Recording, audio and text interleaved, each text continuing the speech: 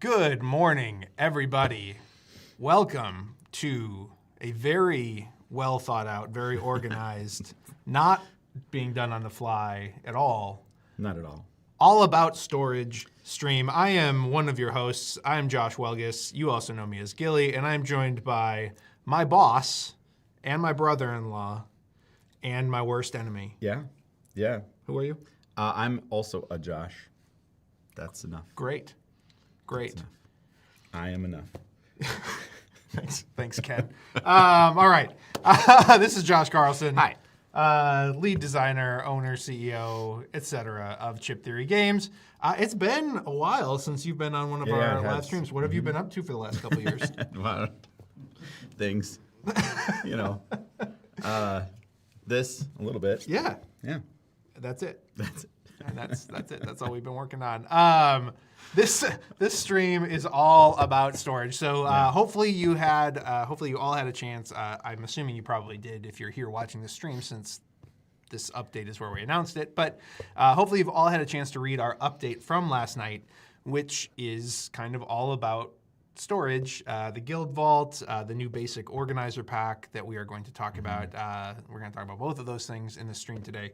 And as I said in the update, as we started kind of writing about this stuff, we were like, this is kind of, it's challenging to really make any of this sound super amazing in text. It's just going to be better to kind of show you and talk to you, and hopefully our non-verbals and our enthusiasm around this stuff, carries a lot of weight, because many of you have asked, show me a prototype of your fancy $175 box if you want me to spend $175 on it. And that's a fair demand to make. We don't have that. We don't have that, as anybody who's backed previous campaigns with the Trove Chest or the Cloud Storage knows. These are things that are in development for a while. These products take as much of our time and energy oftentimes as the games themselves. And we will not have a prototype of the Guild Vault for probably another 2, 3, 4, maybe even months to really show off and show you in earnest. But we do have examples of similar products that we have produced in the past, and we've also got the base game here to show you how that basic organizer pack works in case you are not in the market for a $175 storage solution that is super magical. So, and then we're just here to answer a bunch of questions. So ask us your questions. They can be storage related. They don't have to be storage related. We're going to focus primarily on storage, but ask us whatever you want. This is really low key, really casual. I think we'll start by, it would be good for each of us to maybe share our kind of top 10 storages. You can start. Storages. Yeah. I mean, I've got some really good storage in my garage. That's just so your garage. Yeah. That's number 10 or that's number 1? 10. Okay. For sure. Number 9? No, you go. No, you. No. This is your list. This was your idea. My top. Yeah. All right. Let's start maybe before we jump into some of the Q&A because we should mention the basic organizer pack is available right now. We made it live on the campaign, I don't know, 15, 20 minutes ago. Now watch our sales plummet. Because well, right. Yeah, because of, well, it's going to be because you gave a bad top 10 list. But you can go purchase it now. It is $18 on the campaign. It will be $18 even if we add some more things to it. We'll talk about that here in a second. And the MSRP of it right now is slated to be $25. And then again, we'll talk a little bit about some of the ideas we have, some of the things we're wrestling with, where the MSRP might go up if we choose to add one or two more things to it. But right now we are trying to kind of under-promise on it and potentially over-deliver. But no matter what, it will be $18 for this campaign. And it will fold directly into your flat rate shipping that we are already offering on the campaign. So again, the genesis of this whole thing was we were really excited and proud to roll out the Guild Vault. And those, what are you doing? Well, there goes one. Here, that's one of my bottom 10 storages right there. all right. No, we were really excited to roll out the Guild Vault. We knew a whole bunch of people would be super excited for it. What we maybe did not properly think through or completely think through was what do we do about the fact that all of the content on this campaign is going to genuinely be too much to fit in this monstrous base game box. Lots of people asked us, like, why didn't you just make the base game box larger from the get-go, given how much expansion content you're rolling out? There's a lot that goes into that. I don't know. You want to talk through that? Well, it brings us back to original Bones. It's hilarious how we've come full circle in that because our original Too Many Bones box was pretty giant, and it was trying to factor in future content, and there was a lot of air in it. And the minute we were like, man, this is not cheaper shipping. This is not like we're really kind of gouging ourselves in a lot of respects here, trying to accommodate this. And it's not even a perfect accommodation because we outgrew that very quickly too. Yes. So, it's that was the thing we were trying to learn from in past development cycles is just like how much content do we actually try to plan for, and we don't want to be designing for storage boxes, and yet that's kind of what happens if you don't anticipate all of that up front. So we've done our best job of laying out all the content that we think we would potentially consider and the realms that it would be developed in. Chips, is this content likely going to show up on this type of a component? And then that's where we worked on getting the Guild Vault to where it is now. And so now that we have that, I think we have a way to look at this secondary storage option or the basic storage option. But this is all information coming way past when we first developed the game. So it's just somewhat impossible to anticipate how well things are going to go. Like we didn't even know that. Like, would we have a license in X amount of years? So do we really want to be selling a bunch of air? that doesn't end up getting filled if we don't Right. get to renew the license or something like that. So There's other, I mean, again, there's other goofball considerations that, again, you wouldn't necessarily think about right from the jump, such as if you were to make this box like twice as tall and have it ship half empty with maybe like a block of foam or something on the inside, then you have a whole bunch of weight at the bottom of the box. And then in transit, depending on how it jostles and shifts and that kind of thing, like it can also do a lot of damage to the internal stuff inside of the box. So yeah, there's a whole bunch of, again, volumetric, like shipping is primarily a volumetric charge rather than a weight-based charge.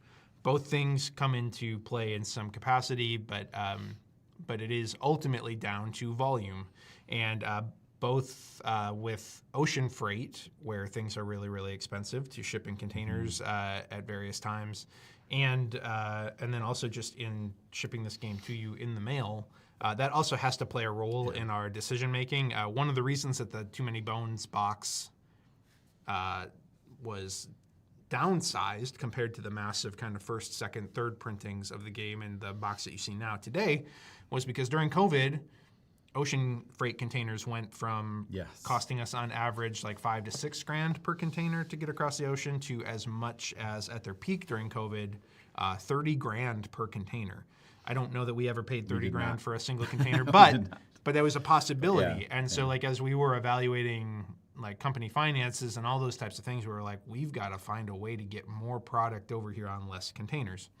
And so one of the things that we decided to do is to shrink down that Too Many Bones base game box. So anyway, just to give you guys an idea of like, we're not, and hopefully the kind of like slapdash nature of which we are trying to address this this problem that you guys have brought up, it's this isn't something that we are like secretly trying to profiteer off of at all. It's just like this is stuff that we kind of handle on the fly, and there's a lot of thought and energy that goes into deciding what to do at this level, and then additionally and subsequently at this level, and you know what we're going to show kind of here. So burn cycle level. At the burn cycle level, yes, exactly. So So anyway.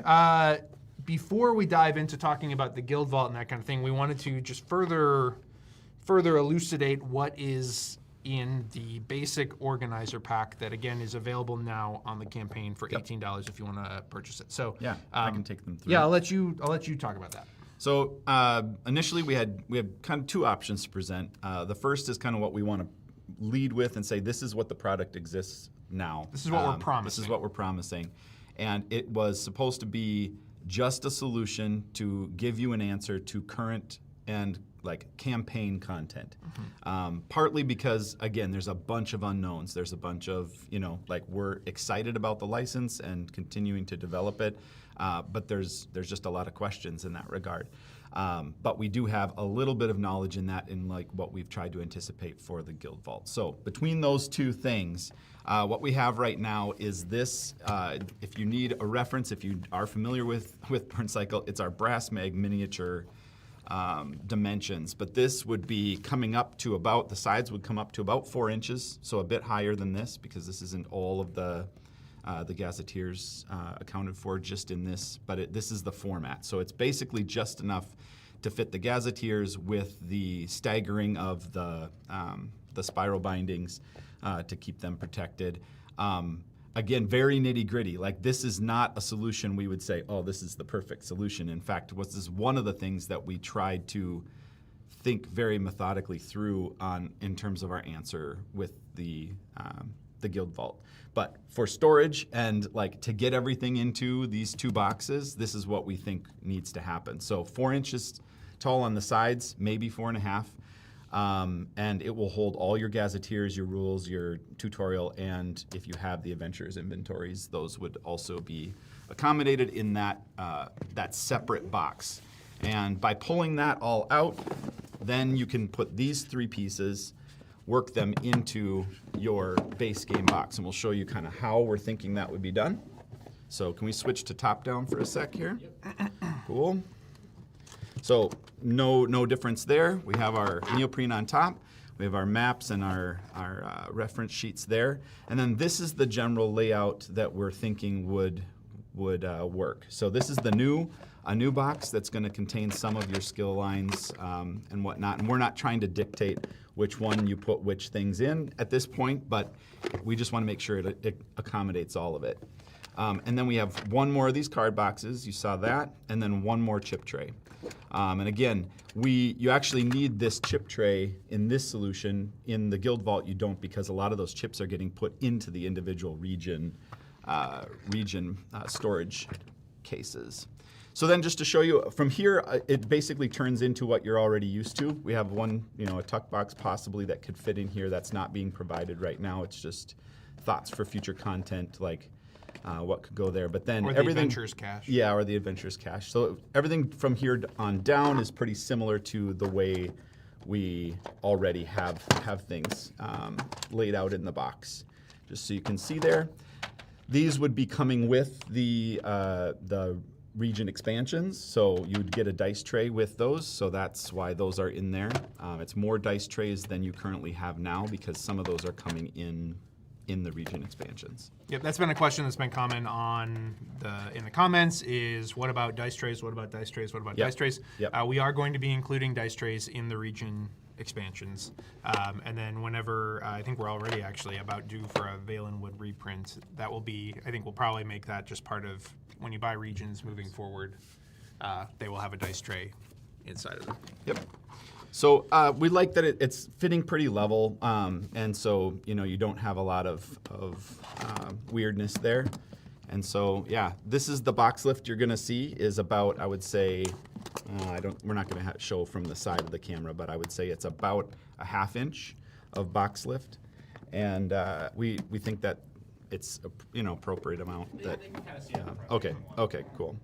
So again, it's that, and then your gazetteers and your adventure inventories if you have them as the solution. And then I'll just show the other consideration is potentially doing not a Burn Cycle Miniatures brass mag box size, but something that actually mimics the format or the footprint of the base game.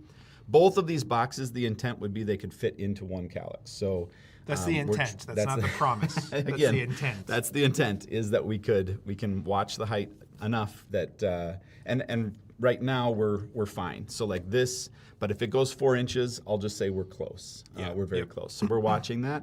But in this case, what we'd be doing is allowing for potentially future content to go in here as well. So again, this is I think this one maybe fit this way, but yeah.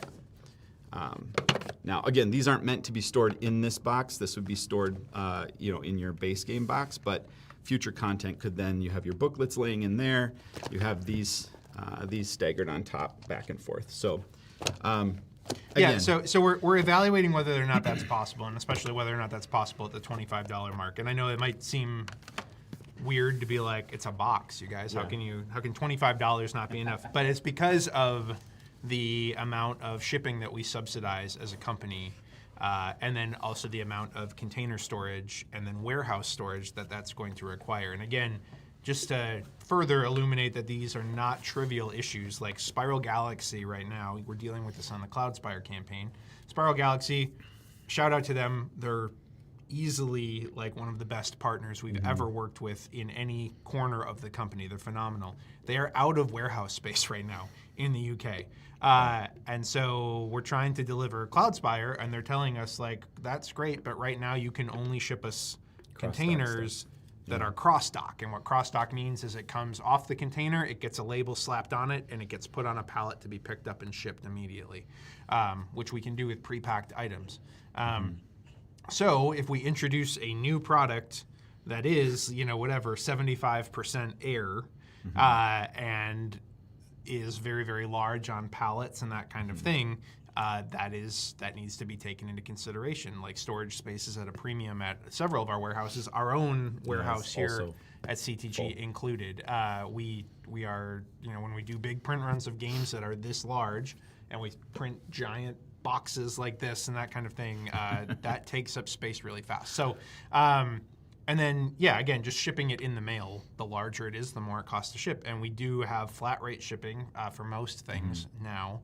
And so we are still subsidizing a lot of shipping costs. And so the bigger and bulkier things get, the more money we end up losing on shipping that we need to try and build into some of the actual product cost when applicable. So so that's the kind of stuff that we're looking at. There's a chance that we would, again, we're kind of evaluating the roadmap for this game. We would want a larger box to effectively almost guarantee to be able to hold anything that we release in the future, to the extent that we can promise that without having some things developed. So does it need another chip tray? Does it need something else that we're not even thinking through right now? Those are all questions that we need to answer. So, so for the time being, what we're promising is exactly what's on the page for $18. There's a chance that it may improve a bit, and we will keep you, or expand a bit, literally and figuratively, and we will keep you kind of up to date on what that all will look like. Some of the other questions sort of along those same lines that I've seen either on Discord or in the comments, or folks asking, like, could we add another set or a new set, maybe a more specific set of divider cards into that second card box? TBD, no answer on that right now. That would, again, be something we have to cost out and kind of figure out. And then also, I saw the question of, like, could you at least make the card boxes that are included in the basic organizer, like, have a different color background on the box, so it's not just black with the Ouroboros? Could you do gold with the Ouroboros? Could you do white with the Ouroboros, or something along those lines? Sure. That is also something that we just have to look at. It's this might seem silly, but when you start to make really similar items that are barely different from what's going in something else that you're printing a large quantity of, it dramatically increases the risk factor in terms of, like, something getting mixed up and the wrong box getting put in the wrong product and that kind of thing. So in terms of, like, doing just, like, modest variants of existing things, we always try to be careful about that, because there's so many moving parts on the production of this game that we don't want to introduce the potential for mistakes if we can help it. Again, that may seem trivial. We've just seen so many weird little, like, things over the years that, I would even point to, like, Deb versus Nom, that whole chip fiasco way back. Like, that's one example of just, like, the more little tiny tweaks you make, you just never know. Something can get lost in translation. So anyway, go ahead. No, that's all good. Okay. I don't need to talk about my fears. Name your top 10 fears. My garage. Cleaning my garage. Perfect. Perfect. Okay. I think that tackles everything that we have to say about the basic organizer pack. I'm sure there will be some questions that we will get to when we start diving into the Q&A portion in earnest. But I think before we just sit here and answer a bunch of questions, probably good to say what we would at least like to say about the Guild Vault and how that is shaping up, and maybe some of the features that are harder to show you on in pictures and in updates, and things that are easier to show on video and as a demonstration. Probably starting with the magnetic lid, I would say. Let's do it. So, Yeah, so to be clear, the cloud storage that you're seeing here, I don't know if it's on camera yet or not. It's on camera. Okay. You want to push it towards the center of the table. All right, sounds good. The cloud storage is not, the lids that we're gonna show you do not come with the cloud storage. The lid is printed the same, but these ones are special because they were working on this project already. They ended up using this as their, test case for the future Guild Vault. So one of the things we would pose to them was, like, how do we get this able to work with magnets? So we need to use some kind of a material that will allow for that. And so we were sent multiple different options, and this one was more of a plate, actually I would say the surface itself has metal kind of in it, and therefore it's a little bit weaker solution. It works fine. Both of these work fine, but this one is less strong than a metal plate embedded into the face of the lid, which allows for us to do little tokens that then snap to the lid. And again, this is the The actual cloud storage is just wood. But this is what we're proposing. So it needs to be strong enough that when you put your PVC map down, you can throw these tokens on and they're gonna all magnetize. So at that point, you can take your game and you can hand this around and pass it over, take it, look at it, and then yeah. Yeah. So that's what we're testing. We're not trying to make it so that it won't fall out when you tip this all the way over. Those little holders, though, are pretty secure.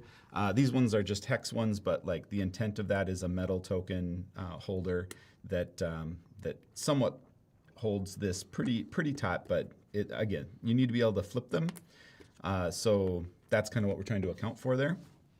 And these are 3D printed, I think. Yeah, correct. So the ones in the I'll just show you is it coming through on camera. I don't know. Yeah, I can see it. Yeah. So these are just 3D printed in plastic, and again we've got a place for a metal magnet embedded underneath it, and we're looking at metal ones for the actual. They're like mini brass mags, kind of. Yep. In terms of how they function and how they operate. I know one of the questions that we've seen, and I think it's on our questions doc already, is would this allow for you to play the game with the map standing up vertically at the table? And again, in the interest of under-promising and over-delivering, I would say probably, but you might want to have it leaning backwards like this. Hopefully that's still in focus on the camera. Because again, you do have these tokens, they can fall out, but they're probably not going to. They're in there pretty snug. And then again, we'll have to test all that with the metal ones because this might even be gripping it a little bit stronger than the metal ones. I don't know. And the metal ones will be a little bit heavier as well, so there's a chance. I mean, again, depending on the magnetic strength, it could theoretically slowly slip down a little bit. But I think we're going with the stronger magnet, the whole metal plate in there. Sure. So it will be okay. Yeah. So I think, and this one is coming out just a little bit, but I think as long as you're careful, actually, that is actually a pretty cool, and we should.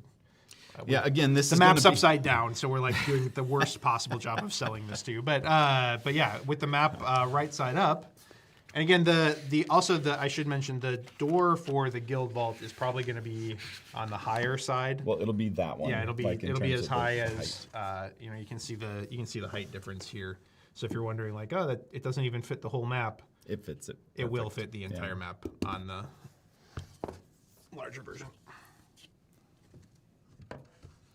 So people are asking, would the metal tokens ever scratch the PVC Nope. maps?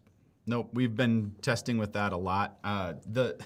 If you use this giant, key, the key that we end up coming up with. Yeah, which also has some ridges massive, and that kind of thing underneath it.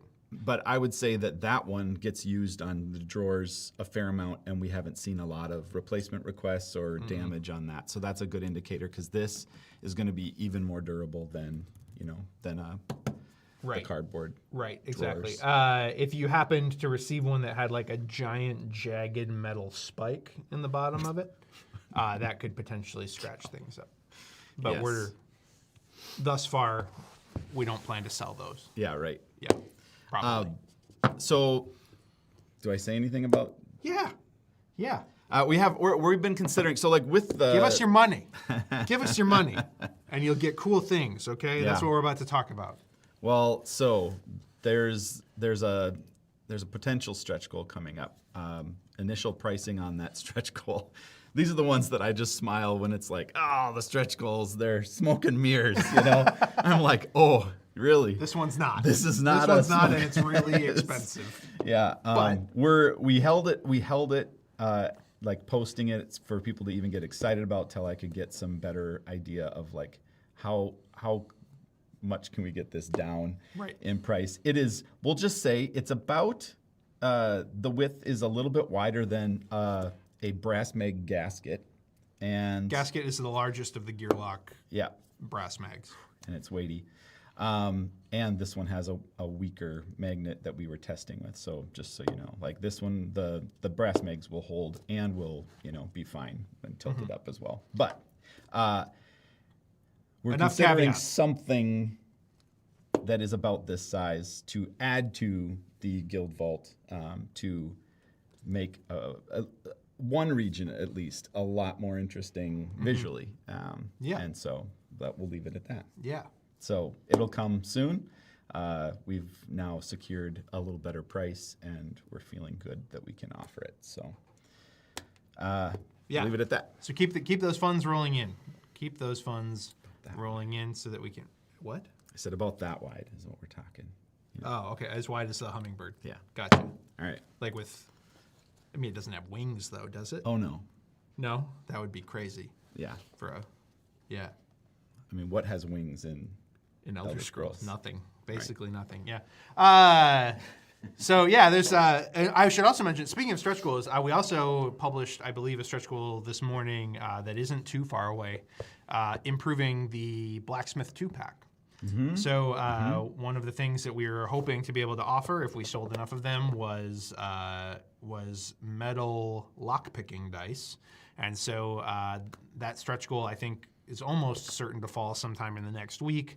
But that is something that we are also looking at offering and upgrading the Blacksmith 2-pack. That will likely increase the MSRP of the Blacksmith 2-pack up to 30. But again, it will be available for 25 on this campaign. So we're just continuing to build more and more value wherever we can in terms of the discounts, either already available or that might end up being a part of things if we continue to add things to all of these cool products. So A few more things on the Guild Vault. So size is going to be this one. So this is basically the exact same dimensions. But you'll notice if you look between the two, the thickness of the structure is much thicker on the cloud storage. And that is what we're using for the Guild Vault.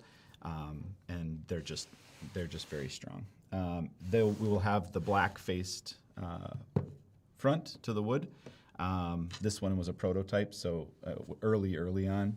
So you can see the white inside. That's not how the final one ended up being, but we're not doing that on any case.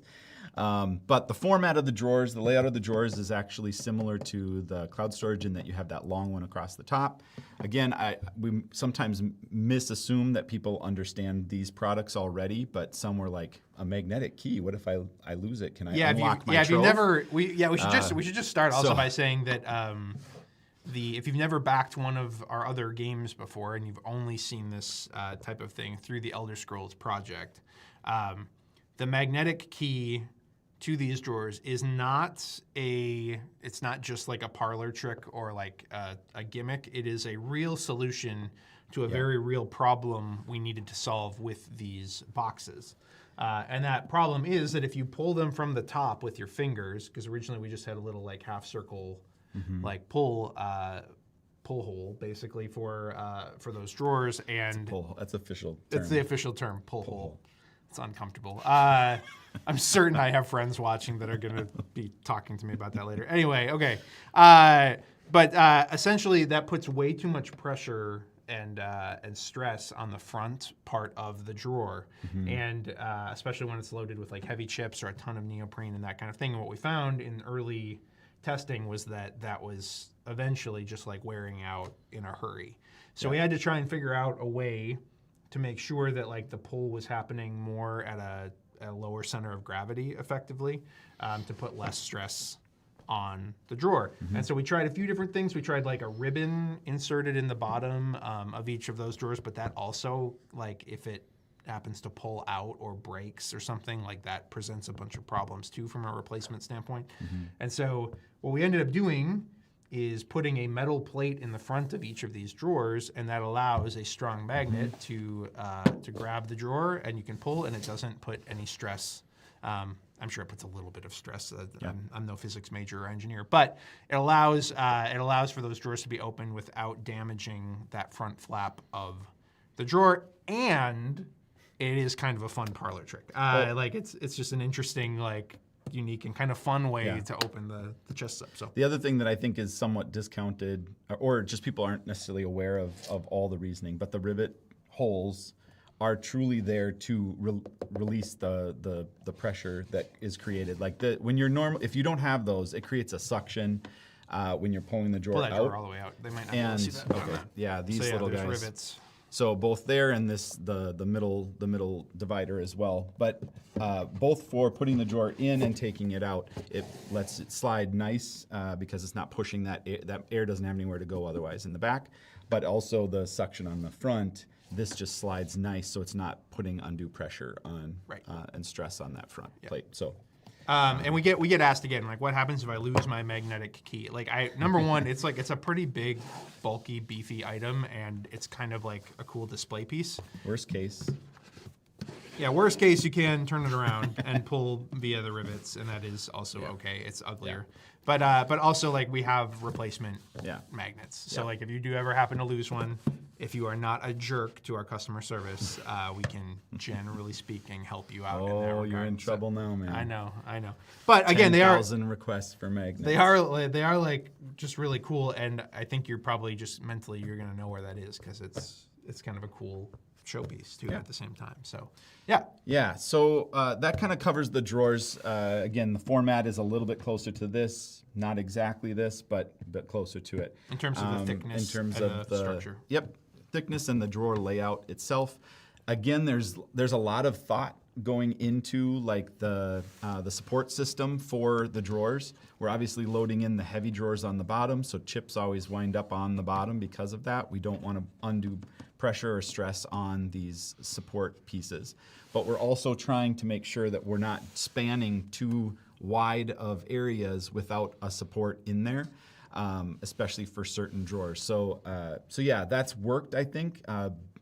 We did some early ones with the Trove and learned some lessons on what we could or couldn't do with how we spanned those different drawers. So I think we've dialed that in, and that is one of the reasons that these end up looking somewhat similar to each other is that if we can do something that's working as far as the support part, we're going to try to keep doing that if it's, so anyway, it's not to do less work on it. It's because we found something that is really structurally sound. So let's see.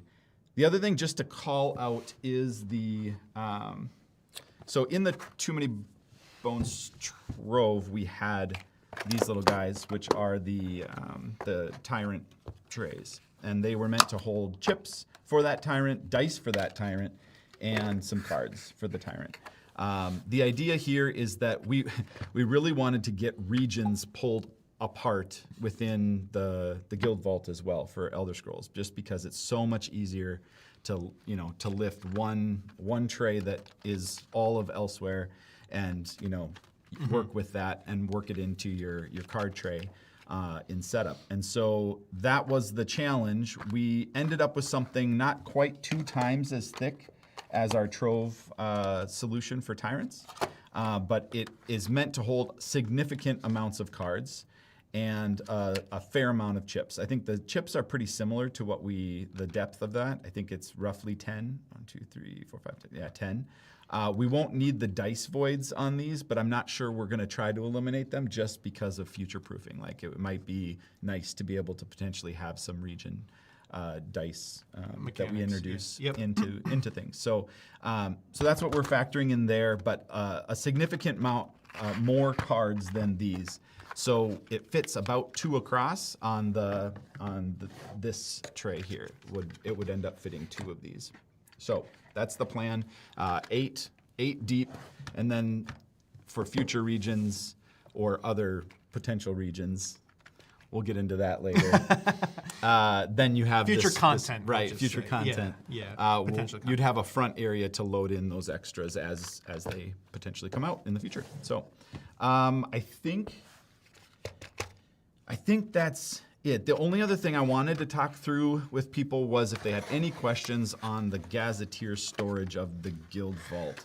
The Gazetteer storage is meant to be stored up or facing out. But the main difference there is that the spirals will sit above the channels. So they would kind of be protected again, and they're easily grabbable like one book at a time. We're looking into another thing that we wanted to underpromise potentially, but we are looking at possible labels that could be worked into that storage so that you could just look on the little reference above or below the spiral that says, okay, this is my Valenwood book. And so you just grab it, pull it out, slide it back in when you're done. So again, none of the, the stacking that we have in the smaller storage. Yeah. That's it. Absolutely. I'm trying to think. The only other thing I would just say about these boxes, and I don't want to, not that I want to make anyone who owns a TMB Trove chest from the first print run feel sad about their box, but so we have learned so much about making these by making these and shipping these, for that matter. The first, this TMB Trove chest, which now MSRP is for $150, was originally sold on the Too Many Bones Splice and Dice campaign for, I believe, $75, maybe less, maybe $70. I'm trying to remember. And it was planned to be cardboard, which now, in retrospect, just seems hilarious. Yeah. And I don't hesitate to say that we had a significant amount of structural problems and shipping problems and damage problems with that first go around of the Trove chests, because we didn't protect it enough. We didn't protect it enough. We didn't anticipate just the abuse that it was potentially going to take, both in transit, in people trying to move it around their house. Don't try to move these fully full, by the way. They're not meant to go to game night with you. They're just not. And there's, again, short of selling you a $500 bespoke solid wood thing, that's just not ever going to be the case. However, we learned a lot from that, and you can see a lot of the structural improvements and double thick walls and that kind of thing that we added to the cloud storage as a result. And this thing is built like a tank. This one especially, I think once people start getting the cloud storage in their hands in a few weeks. And the thing we're shipping it in, it reminds me of the project from grade school where you try to throw an egg off your roof. And, you have to bundle protect it in it. much stuff, and you're hey, it didn't break. That's what I feel like we're doing with this thing. Right. Yeah. Exactly. So, and we're taking all of that experience, all of that, knowledge and QC improvements and all of those types of things, and we're bringing that to the production of the Guild Vault. So, again, even though we can't show you a physical prototype of it right now, and we won't be able to for many months, hopefully you get an idea of the amount of thought and care and et cetera, that is that's going into all of these things. Okay, I'm going to start jumping into some of the Q&A that we've got. Do it. I would say the only other thing that I want to mention, because this is another comment that I continue to see repeatedly in both Discord and in the comments, and we'll continue to answer it, as it comes up, because not everybody's watching this, obviously. But there's been a lot of questions about potential additions to reference materials and player aids. And again, in the interest of under-promising and over-delivering, we are looking at some options for what we can do in that regard, and there will be more information communicated on that soon. I'm not going to say anything more than that, because everybody, and I do mean everybody, has a different opinion about how that should be handled moving forward, and we're going to try to come up with the most sensible solution that serves the most amount of people for the least amount of cost to everybody involved, yourselves and ourselves. So anyway, I just want to put that out there, that we're continuing to evaluate that. Any questions that we get to that end will be met with that exact answer. We're looking into it. We've got some ideas. There will be more communicated as we kind of figure things out, because, again, we generally try to take a little bit of time to not roll out something stupid, because then we have to backtrack. So generally. All right. We can dive into some of these questions right after you tell us what your number 9 favorite storage is. 20 strong. 20 strong. Stronghold. The Stronghold. That's a good answer. Yeah. I appreciate that. Your garage is number 10. That was a happy, the whole, that it can be stored vertically and display those decks, that was somewhat of a happy accident in development that I was so pleased with once it came out, and anyway. Yeah, fantastic. Okay. Not storage related. Will we ever get a tabletop RPG in the Elder Scrolls universe? They would love to be a game master in the world of Tamriel. Josh, can you make that happen for them? Can you personally make that happen? No. We are not. We've talked about this with other franchises before. Again, we would never say never. There are plenty of people here at Chip Theory who enjoy tabletop RPGs or who have a D&D night that they attend regularly. Or I know, at least I think Ryan does a Star Wars TTRPG fairly regularly. None of us at the top of the company, just full stop, like really are deep into that kind of thing, and it's not necessarily a hobby that we are super interested in. So I would say probably not, simply because I don't know that we have the passion at the leadership level at Chip Theory to really dive into that. But there are folks who have explored it, and I feel like we've at least had exploratory conversations about a Too Many Bones TTRPG many times over the years, and who knows? Maybe someday.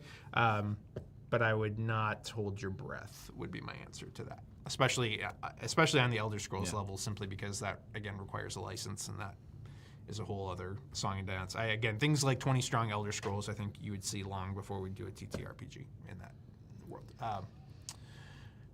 This is a question that I don't know that we have a full answer to, but the answer is probably. Will the Guild Vault have a similar availability to the Trove Chest?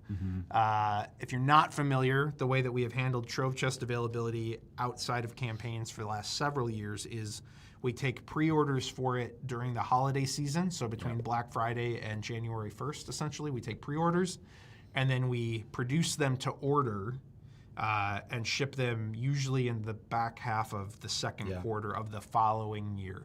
And again, that's because they're expensive to produce, they're bulky to produce, they're expensive to ship, and they have a hard to store. They're hard to store, and they have a long lead time. Like, they take a while to make because they're made by hand, more or less. Most of the parts are made by hand.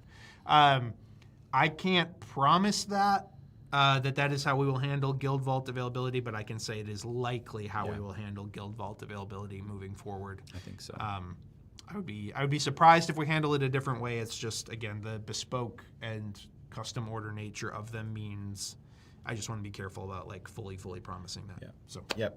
We're typically not ordering many more than what we anticipate we potentially could need for replacements and things like that. So have you guys discussed internally? I think there's a couple questions along these lines. Have you guys discussed internally doing a general quest or enemy booster pack?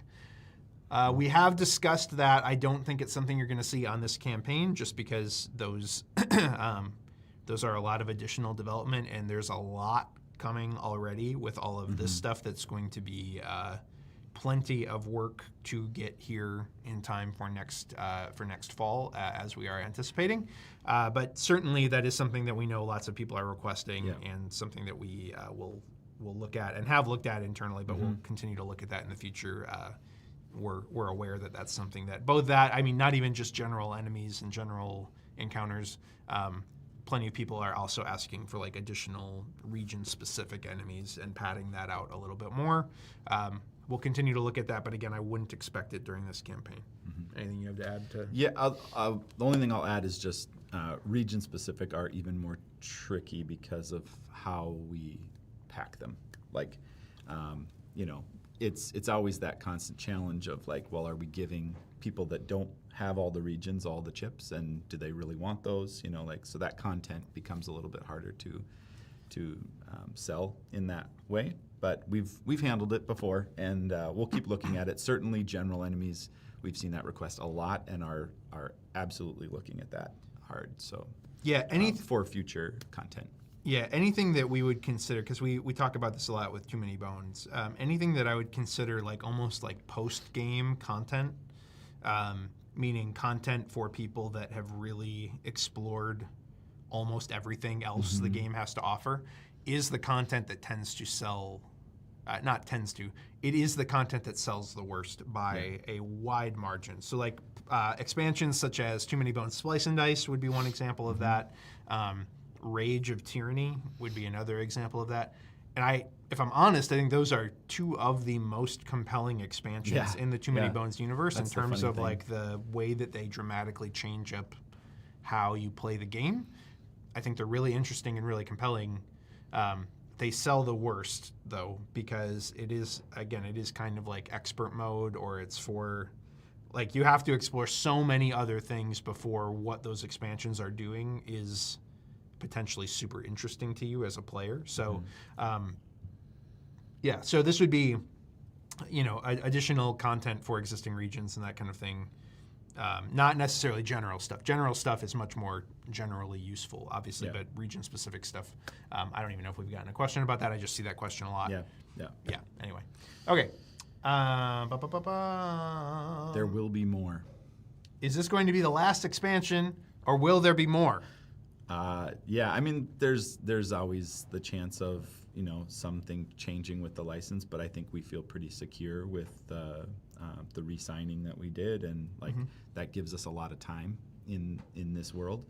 And there's certainly things that we feel like we haven't fully explored, and areas, not necessarily in entire regions, but areas that could be fun to take a more focused approach at, again, all future possibilities, but treating smaller areas almost the way we treat regions is something we're looking at least. Yeah. So, without saying too much. Yeah, you always got to be careful. Yeah. I mean, because again, with the license, none of this stuff works. It's not just like clockwork. Right. But there are, we always, when it comes to a license, you just got to be careful what you promise, because again, that kind of stuff can evaporate fairly quickly, or whatever. If sales don't, the licenses are expensive. Licenses are expensive. Bethesda has spent years building up the Elder Scrolls brand. There's a reason they charge, what they do for us to work in that system, and so far it's been very worth it to pay that fee. If sales tail off or whatever, we always have to evaluate that closely. But yeah, definitely the plan is for there to be more. Definitely the plan is for there to be more. This is a good question. Will the Guild Vault ship at the same time as the rest of people's pledges? I would say that is TBD. Because it ships separately, we have a little bit of wiggle room on that. And because the Guild Vault is a cross-dock item, it means once it is ready, we can ship it and fulfill it relatively quickly, because it's a matter of taking it off of a container, slapping a label on it, and getting it back out the door. There have been cases I know before where people have gotten a Too Many Bones Trove chest before the rest of their gameplay content. If it's ready and that allows us to expedite the way that fulfillment is going to work, there's a chance that we may ship it early. Sure. If we run into any manufacturing problems or we have a limit to the amount of containers we can send at a given time, there's also a chance that it might fulfill a little bit after everything else. That's kind of a wait and see kind of thing. It will ship on its own. We can guarantee that. Yes. And so it isn't beholden to the rest of your content. Yep. That's about all we can promise. And that dovetails nicely into this question of if you're backing all in, will everything arrive together, or will the older stuff be sent sooner? It will all arrive together. Again, with the exception of potentially the Guild Vault. The reason for that is, one, the next printing of the base game will have all of the errata fixes in it already. Yeah. We have that errata pack that is available for free for all backers. But the next printing of the base game, which we will be putting into production relatively soon, will have those errata fixes included already. And we want to make sure if you're backing on this campaign, you get the latest version of that. Yeah. And then the other reason is that in order to, not that shipping is super, super, super cheap on this campaign, because shipping just is expensive across the board, but in order to offer the significantly subsidized shipping rates that we offer globally on Elder Scrolls products on our campaigns, it has to ship together. By splitting it up, it makes all the shipping stuff cost way more. Yep. So that's the answer to that. Yep. We answered this one already, but can you use the lid with the overland map attached to it from the Guild Vault to stand the map up vertically? And the answer to that, we think, is probably. Again, we're going to stop short of promising that, but probably. Yeah. We would recommend it probably be tilted back a little bit. We covered that earlier in the... It doesn't stand on its own vertically. Correct. It doesn't have a kickstand, though, to put out on it either. Maybe that's a stretch goal. Don't. Can you imagine the replacements on a on a no, I lid can't. kickstand. I mean, we're I not can. adding a I can. kickstand. We're not. We're not adding a kickstand. A magnet kickstand. We just Dude, started a meme. A magnet in the, kickstand. oh, God. There's already a metal plate in it. We're not doing a kickstand. Don't make me answer comments about kickstands, please. Just be kind to me. I haven't been sleeping well. Blacksmith 3-pack. I'm just kidding. Stop! Please stop. The things you can do with magnets, man. We talked about this in the early going too. If you happen to miss it, and this was an early question, so you probably didn't miss it. But anybody who's joined late, will the basic organizer pack be future-proofed for all future content? Again, we're going to stop short of promising that, but we're looking at what we can do to make it as future-proof as we can. It may mean upping the MSRP of it, but we will leave it at $18 for this campaign, no matter what we do or do not add to it. So more info coming on that as we get more than 24 hours to think about what this product is. Please. Will there be a language pack for the Guild Vault? That is entirely up to our language partners. So whether they, we will support our language partners to do whatever they would like to do as it relates to any of the products on this campaign. It is ultimately their prerogative on whether or not they want to offer the Guild Vault and any Guild Vault adjacent things on the way that they release their game in their home region and that kind of thing. And if they would rather just tell their backers, hey, go buy it from Chip Theory and we will provide you a language sticker pack to replace the labels on it, that is also completely their prerogative, and we're happy to support them in helping them get that out. So I can't answer that question, just as I really can't answer any questions about how any particular language partner will approach the Heroes of Tamriel content on this campaign. I can only promise you that we have every intent and interest and will support all of those partners in whatever way they need and would like to make sure that every region and every language gets the best version of the game possible. So, and I would say likely the sticker pack is the solution there. Yes, That's it's going to be much cheaper for them to have 6 different languages go all in on we'll order the tropes and then the sticker packs are done individually. So, yes, I am excited about. JC, not me. Not me. You don't care about No. me. You don't care about me. It's not like I worked on Too Many Bones at all. It doesn't matter. But JC, are you personally excited about Too Many Bones 2? And what can you share about it? Will you be involved with the design of that one? I will be involved. Will you be involved? We'll see. We'll see. We'll see. Hard to say. There's a lot to be excited about with that. And I think it's it is still, we should say, it is still in a very embryonic stage. Yeah, We have been not so secret about the fact that, we are kind of working on something behind the scenes, but we should also just be really clear, you can't play anything right now. It is still very embryonic. Yeah, and so the timing on this is we're talking, way out there. So it's something, but it's fun to chat about, and as we make some milestones, we may share some things again without stealing the limelight of products we're actually releasing. We'll talk about it more, but absolutely there's some fun spaces that we're playing in that are very different than what we've done previously. So here's I'm not even totally sure I understand this question, but why do big box solutions in board games always have, I'm not familiar with this word, I may not be pronouncing it correct, diegetic artwork? Parentheses, like a plain wooden box, instead of cool art like the regular box. Any chance you can get cool art for the Elder Scrolls Vault? I would say in the Vault's case, we are trying to make it look like a vault. So that would be the reason that it looks like a vault. We did that with it's called a vault, so it will look like one. We did it different with cloud storage. Certainly, we did artwork on the sides and whatnot.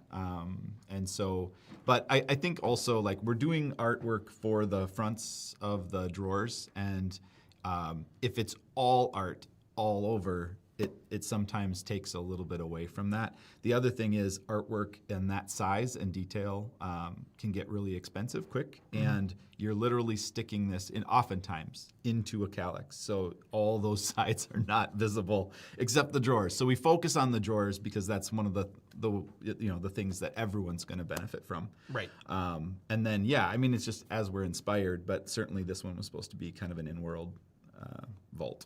Chest. And you can see. We did question. really cool, unique. Like these pieces are not really available anywhere else for Too Many Bones. This piece actually got used on the front of Tabletop magazine, which is kind of cool. And then for for Cloud Spire also, those are unique pieces of art, I believe. Some of them, most of them are. We've integrated in those a bit, but But this was all custom. But yeah, to your point, this is meant to go into a calyx, and as we said earlier, we don't recommend carting it around. At least certainly not full of stuff. So like that is another just like piece of the equation. Is like most of this is probably going to be hidden for most of you. So.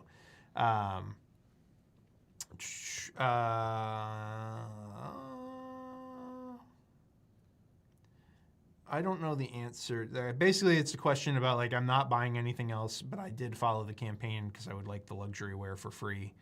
Do you still have to pay shipping on that? I don't actually know the answer to that, but I believe the answer is yes, because we can't ship. We can't just like give away and ship something for free. I think it was done as an actual follow gift, which means you have to convert to. So you have to pledge. Level. You have to pledge for something in order to get the luxury wear. But again, it's a question because they're waiting on a language edition still, and still kind of waiting to see what their particular language partner is going to do. Again, what we would say is we will make the luxury wear available for all of the language partners to also offer for free if they would like. We have just a quick clarifier on that question. I think what the issue they're having is they backed for the chest because it's language independent. Okay, gotcha. They're getting the luxury wear for free, which is causing them to pay shipping for a chest. And I got you. Okay, we will have to look at that because that is a unique case. Sure. Yeah, we're going to need to. I don't know the answer to that question. Just full stop. We'll just need to check on what we can do in that regard. And maybe have an answer before PM closure or something like that to see just how many of those cases are showing up. Because we'll need to. That's an interesting one because again, the Guild Vault is meant to be cross-docked. That would require opening it up and slipping in a card pack. Yeah. We'll have to. I don't know. Sorry, likely I wish I had a better answer there for will you. be a shipping charge. Just does it have to be the amount that they're right? Yeah, we might be able to add like a $1 or $2 surcharge for that, just to. I don't know. I don't want to say too much because I don't know what's possible. Yeah, we will look into that and we will aim. Like, keep bugging us about that in the comments if we don't get you an answer in a couple days, because we will need to just do some investigating. It's both a game found backend configuration question as well as a needing to check with some of our fulfillment partners in terms of what they're willing to do in that regard, probably, I think. So, yeah. Are all the dice going to fit in the base game box? Can we order the book holder a la carte? I assume you're talking about the book holder from the Guild Vault. That will not be offered a la carte. Again, I would point you to the basic organizer pack at this point because that is a separate gazetteer box. And at that point, yes, if you have the gazetteers out, all of the dice should fit in your base game box. And again, the new regions, and then again, I think future reprints of Valenwood likely will be featuring dice trays from now on. I think it's the 2 new regions, and maybe even Heroes of Tamriel will have. Like, I know 3 of the add-on products likely will have those dice trays. Yeah. Okay. How do we get more magnets involved in games? Yes. Josh? Yes. Who put that question? Someone here. It is likely that somebody from Chip Theory planted that question. Well, I can tell you we should introduce a kickstand for the... No. Just kidding. No more kickstand talk.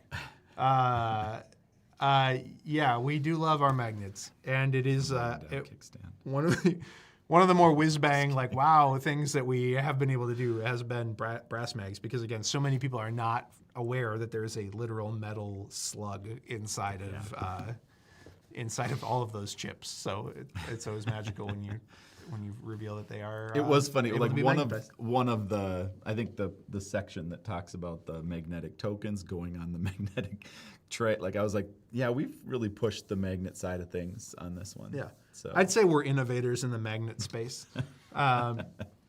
Magnetic influencers. yeah. Magnetic personalities. Oh, wow. Yeah.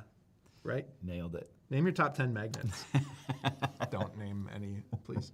Okay. It was mentioned on Discord that stretch goals after the campaign reaches 3 million are currently being talked about and planned. Can you have any examples of what those bits of content might be, Josh?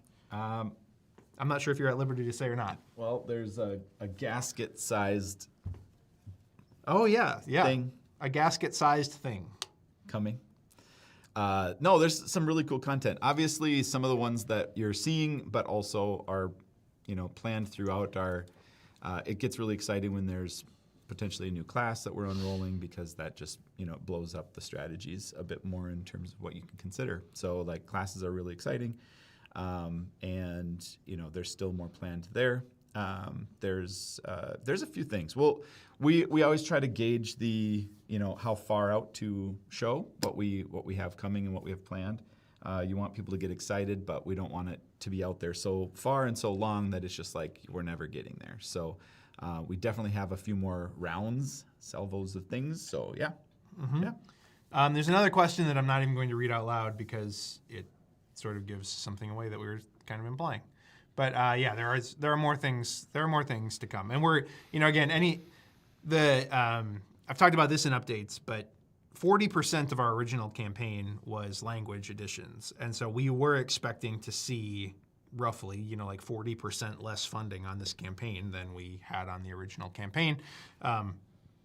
And we were very okay with that, and that's one of the reasons we're super stoked about the funding level so far. It's been just a tremendous response. We're really excited about that. So, but it also removing that much of your audience does make stretch goal planning a little bit more challenging when we're okay, what is the cap? What is the ceiling on this campaign? What can we realistically plan for, and what is above and beyond? And so going into the campaign, we had things kind of planned out to the $3 million level.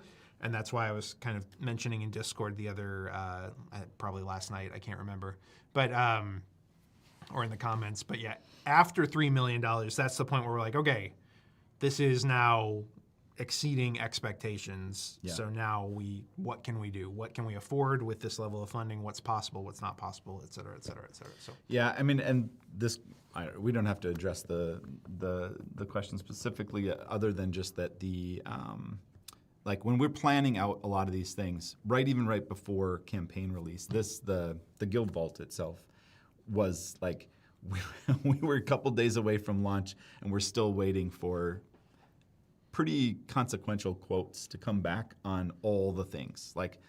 Some of the things we were planning on doing, some of the things that we just had an idea of, and a kickstand, for instance. Didn't look at that one. But yeah, that kind of thing. And it's just from that quote that comes in, then it's a mad rush to be yeah, this is possible. This we think we can get down to a price that's possible. No, this one's clearly not possible, at least in this state or this solution. So yeah, I think that was due to just us updating the page and getting a lot of stuff worked through right before launch. Right. So yeah. Anyway. Yeah, it's a question about something that was on the campaign in the opening minutes and got pulled. That's and it had been pulled from all the graphics, but not the list on the yeah, product and that was itself, just a mistake on our part. Yeah. Oftentimes, what happens is we're here's 20 things we'd like to do. Manufacturer, what do all of these 20 things cost? And then they come back to us and they're those 20 things cost this amount of money. And then we're okay, now we need to pick the 5 of them that we think offer us the most bang for our buck, or the 10 of them that we think offer us the most bang for our buck, or so on and so forth. And we kind of parse those out, and then we're okay, we need this amount of money to do X, we need this amount of money before we can afford to do Y.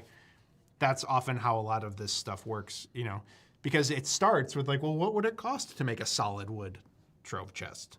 And then they send us back a quote, and we're like, that's not happening. So what can we do instead? And we kind of go from there. There's a lot of back and forth with our manufacturer on things like that. So. Question, will the basic organizer pack be available for retailers looking to get some for local game store? I don't know that it will be like available in distribution necessarily like as a permanent fixture, but I would imagine we can work with you to make sure you can get some if you're interested. It's not an arm of the company that I work with a lot in terms of like the logistics behind a lot of that stuff, but I'd say shoot support or shoot our logistics team a email, and we can certainly work with you on that.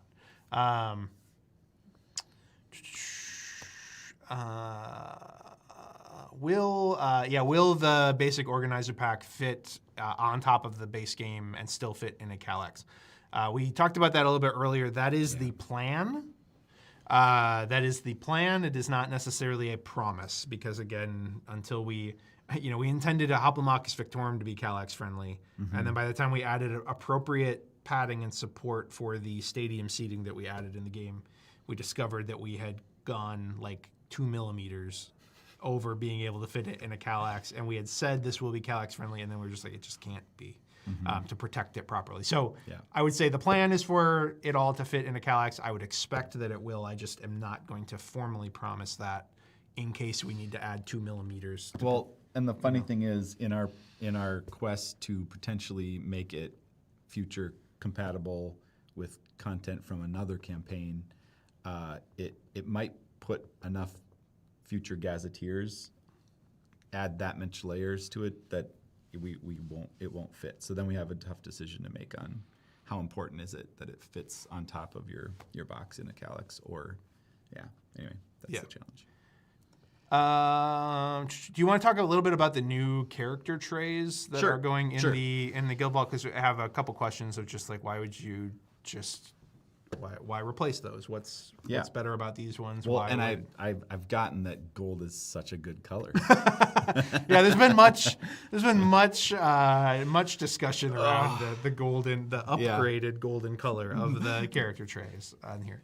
Again, the amount of stuff that comes together near the end, and we do plan and prepare, but that one, after I looked at it and just a few comments, it was like, this nice yellowing plastic color, that's a cool thing to unlock as a feature. Elder Scrolls, it looks elderly. There's been questions on whether we could tint those. The idea was to tint them with like some kind of a color swirl, so similar to our dice swirls, kind of the pearlization, just to give it some visual interest. We still didn't want to lose, the transparency that you could see what's in there and what dice are loaded in there, but we wanted to make it look just a little bit more special. So the challenge with our manufacturer was just like, what can you do in that regard? And the first color that came to mind was like, it was kind of it's a pretty heavy black and gold, motif. Yeah. So I was like, well, let's just start there. Aesthetic. That said, those are not, we haven't even received an initial prototype of it. I've seen videos of one, and it was extremely gold. So like it was already more than I wanted it to be. I wanted it to be more subtle. I wanted you to be able to see through it into the content. So like, can we do multiple colors? Possibly. I have to see what the price difference is to do 4 colors instead of 1. But we're doing enough quantities of these, hopefully, that we could do that, and then it would make sense to mimic the colors of the inventories, the deluxe inventories. So we could do something like that, or we could pick a different color than gold, and that's also very possible. So we'll do a poll on that, I think, and try to get a bead on it. In the upcoming weeks. We were just talking about this like 2 days ago because there was a lot of discussion around perceived missed stretch goals on the 20-strong Tangwoods campaign, and one of them was straight up missed, and we owned that, and that was a mistake on our part. It slipped through in the proofing process, but the other 3 were either modified or readjusted or redirected in some capacity because the option that we presented as a stretch goal wasn't really working the way that we wanted it to work, and we felt like it was going to be an inferior experience for backers actually to add that stretch goal. We never like change a stretch goal because we're like trying to save money or like penny pinch or anything like that. Oftentimes the solution we come up with that is an alternative is actually more expensive. Yeah. But we may be adding something to future campaigns. It's basically like a statement on stretch goals of like, hey, we make up a lot of these things as we go, and sometimes they don't really work the way that we thought they were going to work, and therefore, please just understand that some stretch goals may pivot, change, see slight adjustments in the manufacturing and production process in order to not make character trays that look like they've been peed on. So, and that's how we're going to word that statement moving forward. But lesson learned, we'll be like communicating that with you, and Yes. and you know, keeping Yeah. you looped in to that Yeah. process Yep. as much as possible. Yeah, exactly. Yeah. So, but are those trays? So, also a question: are those Yeah, trays yeah. exactly the same So as the no- ones that come in the base game, just Yeah. with a slightly different lid, or are they? So they're thicker plastic, yet they're not to the thickness of the. We want some flexibility there. The rigidity of the gear lock trays that came in that trove, it's just a straight up different plastic and process. But these are thicker than the original ones, so they're just more hardy in that regard. And then they have voids for your active area, the XP. They have the cooldown track, like all of the voids that we didn't have in the first one, because we weren't really anticipating people breaking it down or needing to put it away mid-game, have been added to this this round, and the plastics stronger and whatnot. So those are the main things. Also, we're trying to factor in and consider and test. If you don't have the deluxe inventories, what are you doing with your loot and your skill lines and those types of things if you're breaking down mid-session? And so we want those to just be able to be placed under your neoprene mat in there, which the ones you have now currently can do that. It's just not quite enough, and so you're stretching to kind of like click those shut. So it introduces a little bit of a little I don't know what you'd call bowing that, or whatever. a bowing, yeah. Yep. So we're trying to accommodate for that in this next version. So Will the Guild Vault store the clear plastic card item side quest skill line holder? Will we need a new card holder for the increased number of items in this campaign? yeah, good question. No, so yes, it stores it. It's stored in the tray. Stored I don't right know. next to the kickstand. yes. I think it's on the bottom left is where we're at right now with that one. Yeah. And so it's in front of all of your dice trays that you have stacked on the bottom left corner. It's meant to store all of your cards. We do actually have a stand. Somebody asking about a kickstand, basically. For the, we didn't know that when we started talking about kickstands. Sorry. Your cards are meant to be stored or kept in there, which is also a thing of like getting it to the table faster. So your item cards stay in that clear tray when you're storing it in the guild vault. And we aren't developing items beyond what can be held in there. At least that's the plan right now, is we're trying to be very mindful of that so that you don't have to store your items in multiple places. So that's the answer there, is that it does fit in there. All your cards can stay in the tray, minus like your side quests get turned sideways and put in the back slot for storage. But apart Sideways from side quests. that, yeah. Get it? Anyway, Yeah.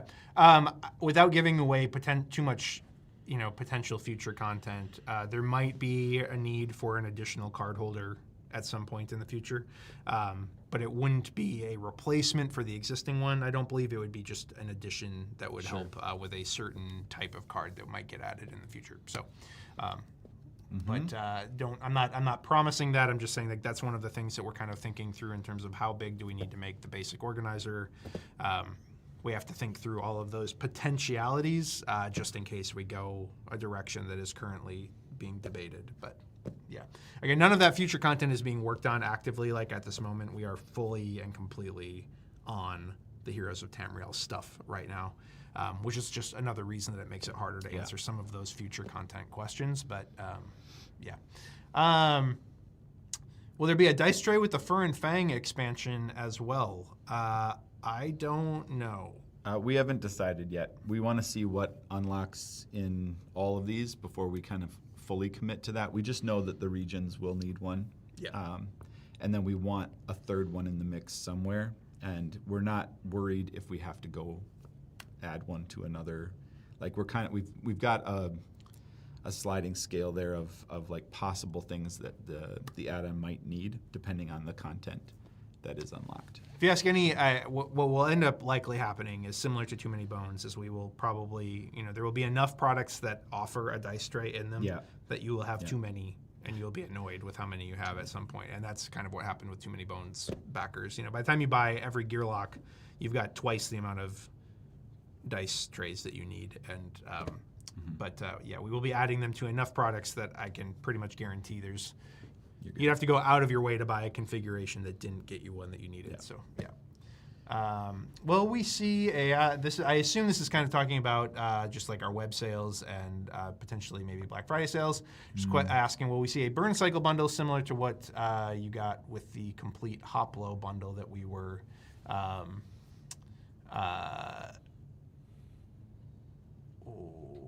Wow. Okay, that's cool. Sorry, I'm watching a message to me being typed. We have over 300 people viewing this right now. That is very high for one of our just impromptu live streams. So thanks for watching, everybody. If you enjoy this type of content, smash that like button and subscribe. Okay, anyway. Will we see a burn cycle bundle similar to the complete... Another message. Shill harder, Gilly. Shill harder. Will we see a burn cycle bundle similar to the complete Hoplo bundle that we put on sort of mega sale? I can promise you there will be a complete burn cycle bundle at a significant sale price coming this holiday season. Stay tuned for Black Friday. We will be talking about that after this campaign wraps, because right now we're trying not to take any attention away from this campaign. Okay, somebody asking about a kickstand. Again, before we knew we were talking about kickstands. Folks asking if we would ever make those mid-game save trays available as a separate purchase. I think the answer is probably no, just because I don't think we would see enough interest. But as anything, as we do for almost anything, if there's enough demand and enough people are shouting about it and really, really want to do it, really, really want to purchase it, we will always at least take a look at it. So if there are more of you out there, more of you 300 plus out there that would really like to buy those save trays separately, let us know. Campaigns are often the easiest place we can do that because we can kind of make them to order rather than, because I don't think it's ever a product we would offer permanently. It would be the type of thing that's like, well, people are asking for this, so we can overprint a couple hundred. The main thing we have to just keep in mind is like for us to offer the Guild Vault where it's at, even for the price, and it is expensive, but it's a licensed one, and so the stuff that we're building in there is just it all is very custom, and it kind of demands that we hit a certain level of sales on that to make sure we're not just losing our shirts on that product. And we've always been okay with that one being a little bit closer to a loss leader for us, because obviously it helps sell all the other content that you put in it. So we're happy to take some hits on that, but I would just say we are also not trying to de-incentivize Guild Vault sales. Yeah, by the time we offer a box organizer pack, here's and this thing separately, separately, here's this thing separately. I really wanted to build a lot of value in the Guild Vault and make it a real special purchase that isn't just a storage option, but it's giving you a lot of other cool things that you can't just go out and grab and pick and choose on. And I don't know, right or wrong, that was, we need to be able to sell a certain amount of those to make it worthwhile. And just to be clear, like, we know it's an expensive product. We know it's $175. For sure. That is not a massive margin and markup on what it costs us to make. Like, these things are really expensive to make, and also again to ship and store, and et cetera, et cetera. Like, you mentioned like the original Too Many Bones Trove Chest did end up basically being a completely break-even affair for us. We've learned a little bit how to do it better and make less mistakes, again, on the cloud storage, and we'll see once that starts delivering. But these are not, despite their significant cost, which, again, we recognize, it's still not the type of thing where we're like, we're just like, these cost us $10 to make, and we're banking $165 a piece. Like, it's not anywhere close to that. Like, especially by the time we issue like replacements and ship them and everything, like there's not a ton of of profit margin Yeah. on these things, despite their costs. So yeah. Anyway. But they're cool. Question from Think Gaming's Daniel. Hi, Daniel. Thanks for watching. And thank you for all of your content. We've been featuring it a lot in our updates. Hopefully you've seen that as well. But wondering if it'd be feasible to make those map tokens, so the mini chips basically, magnetic in some capacity so that you could just make sure that they stay vertical. I don't think that... Well, I don't know. I think that would... What would that mean? That would mean putting a metal slug inside of the mini chips as well? I'm not sure I'm understanding fully here. Wonder if it's feasible. Like replacement pieces. So replacing the mini map tokens Yeah. with ones that could also magnetize into yeah. those holders. Yeah, we looked at that. It's putting a metal or sorry, a magnet in each of those would be the solution, because the metal has to be in. But if there was a metal slug in that mini chip, would it not stick through the holder to the magnet that's on the underside of it as well? What's on? I don't understand. There is no magnets. the only magnet that is right It's now a miracle. is in that token holder. Magnets are a miracle, as we learned from the Insane Clown Posse. So yeah, I mean, we had looked at potentially just rolling out a set of tokens.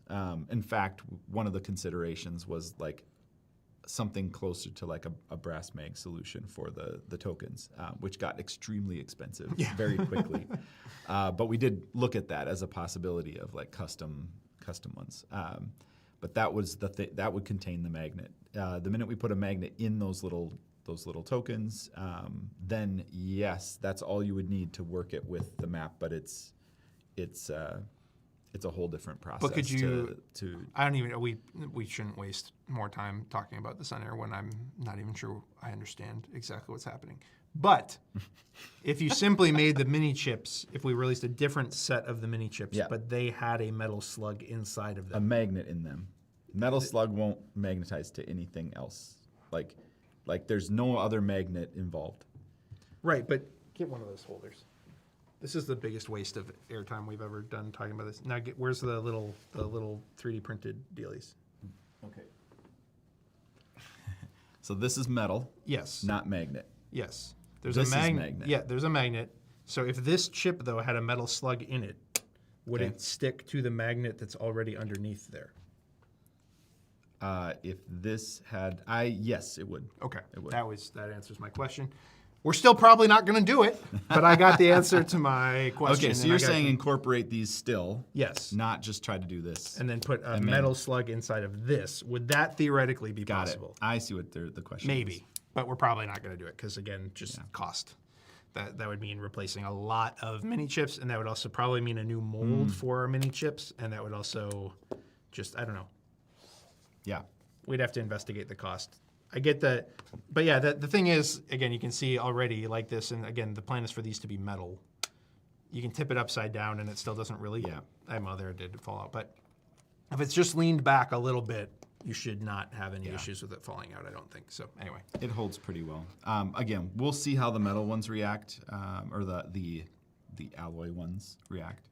How tight fitting we can make those. We'll start there. Good question. Will it be possible to have STL files provided for those token holders? Probably not. But I'm also certain that somebody will put one on Thingiverse and design their own. So that's both that. But again, we do have to, again, try to whatever extent we can incentivize y'all to buy the stuff that we make instead of just making a bunch of things free. That's just the reality of running a business. I promise we're not money grubbers. It's been a hard year though with all the tariffs and everything, man. I just can't even tell you. Please help support all board game companies right now. Yeah. It's still a mess out there.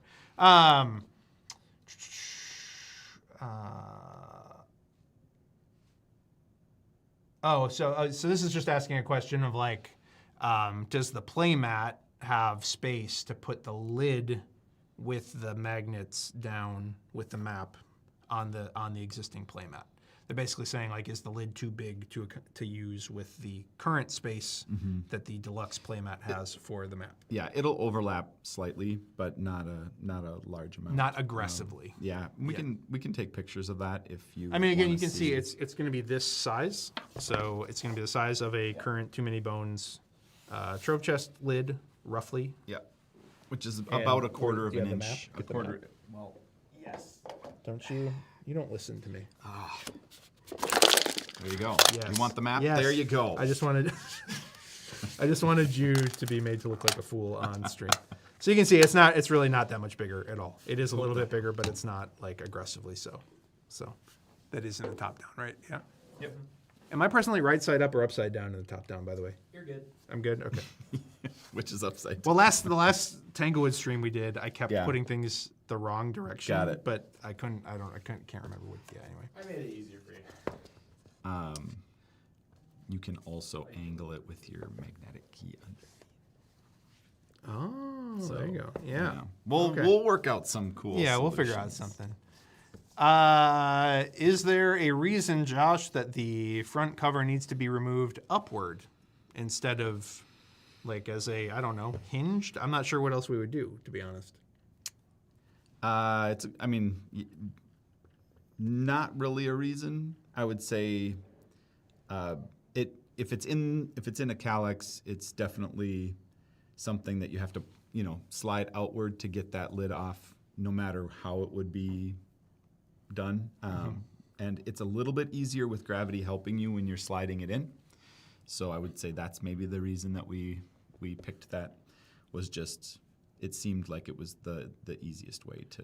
I think honestly, it would be a question of like that's kind of the way that these are constructed and the way that these are made. It kind of just has to be that way. Again, short of like adding a hinged door or something, which just doesn't really. That's going to be kind of janky and not great. It's almost a matter of like we either do a lid this way and a cover this way, or we just don't put one on there at all. And Yeah, just we wrap considered it. that. We Yeah. considered it just being open and that the lid was not necessary. But it just felt like when you're not playing it, you could do it either way. Yeah. It had a nice finished look when we did the vertical lid. Yeah, we already kind of answered this anyway. You could add the ability to add the door with the magnet holders separately. No. Yeah. No. Again, we're part of the reason that we tried to make every individual part of the Guild Vault compelling on its own, again, is so that it presents a very compelling and desirable package. We already all know in. it's a high price. Yeah. Yep. Huge quality of life upgrade for saving the game would be being able to save the map state via the magnets in the box too. Would it ever be possible to save the game like that?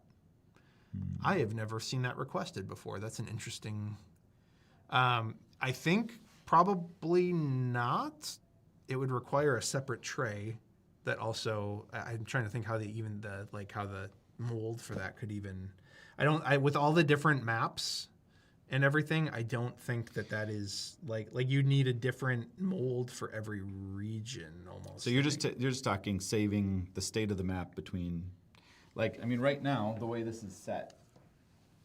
I believe this is true of our calyx, but I wouldn't want to misspeak. But right now this slides into the gap that is, if it's in a calyx, like this is how it can be stored in the calyx. Yeah, that's a good And point. so And there's still room even in the back. I'm save not magnet sure. key. We can look into that to see if the tokens are still possible to set on there and not get pushed around by the top of your calyx shelf. They aren't even as tall as this lid. Yeah, but that lid I So- think sits in front of, Okay. it goes up to. So we can test that. That's a good question, but that would be my first attempt at solving that. Would just be to be able to slide that in above. So Maybe someone basically can when even, you're done with the game, if they map have a state calyx as so, nearby. magnets attached, you could just boop, rest it on top. top until your next session.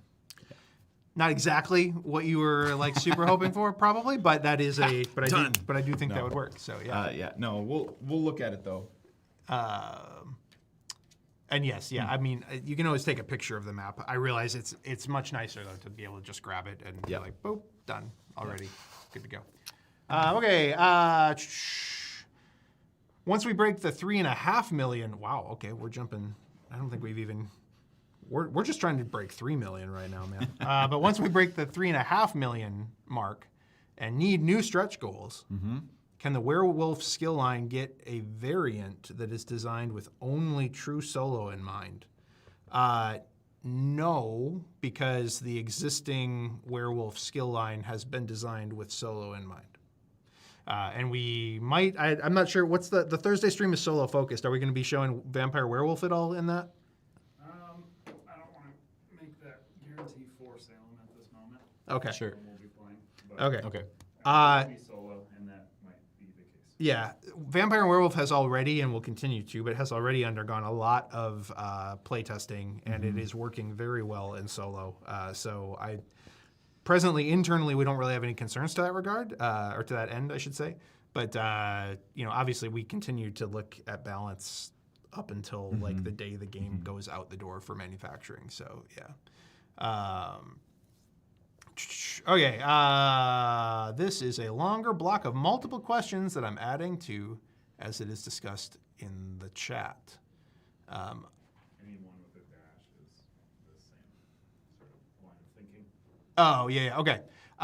So again, it's basically a bunch of questions about how travel-friendly is the Guild Vault, and we kind of talked about this. It is not travel-friendly, full stop. I don't even recommend fully loaded. I would not recommend moving it even from like one corner of your house to the other. I would recommend taking the drawers out. Would a kickstand help? No, a kickstand would not help. As we have stated before in a pseudo-sarcastic tone, and I don't mean to make fun of backers. That's not my intent here. I'm kind of winking at you a little bit when I say stuff like this. The game comes in something that we worked very hard on, which is a box. And that is something that you can use to transport the game to game night. Again, I understand the goal. Like I want all my expansions with me. I want every option of what to play with me. I want you might need to determine what region you want to play before you leave, and just take that region with you.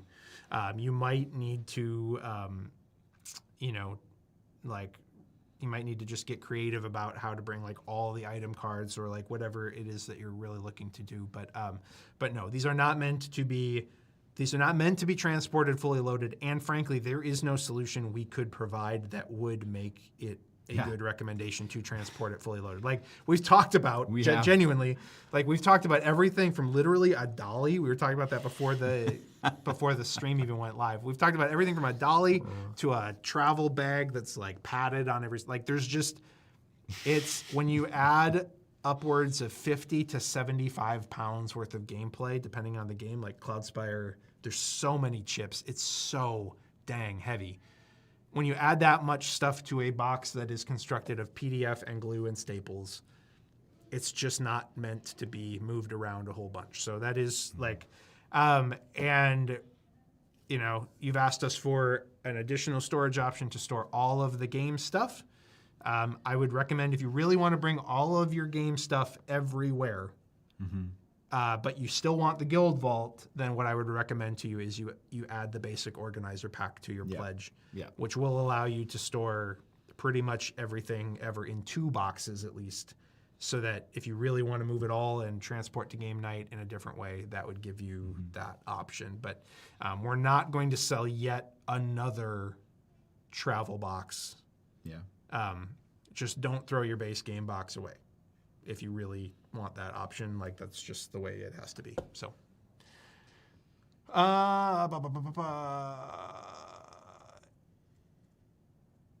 again, so that's a bunch of questions basically to that. And no, we don't recommend putting it in your car fully loaded. Don't do that.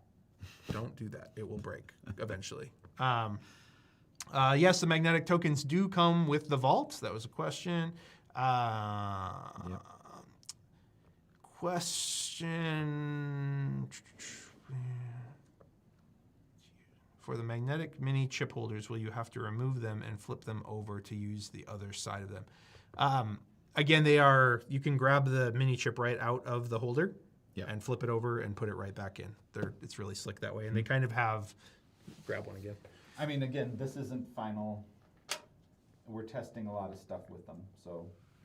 We're testing a bunch of stuff in case that didn't come through on the mic because he was hidden behind a giant cloud storage. But you can kind of see, here they have effectively little like side, empty voids in the side that make it pretty easy to grab it out of there, flip it over, ta-da, easy. So, and again, these designs might change, but that is the intent, to make flipping the chips over in here really, really simple and really easy and efficient.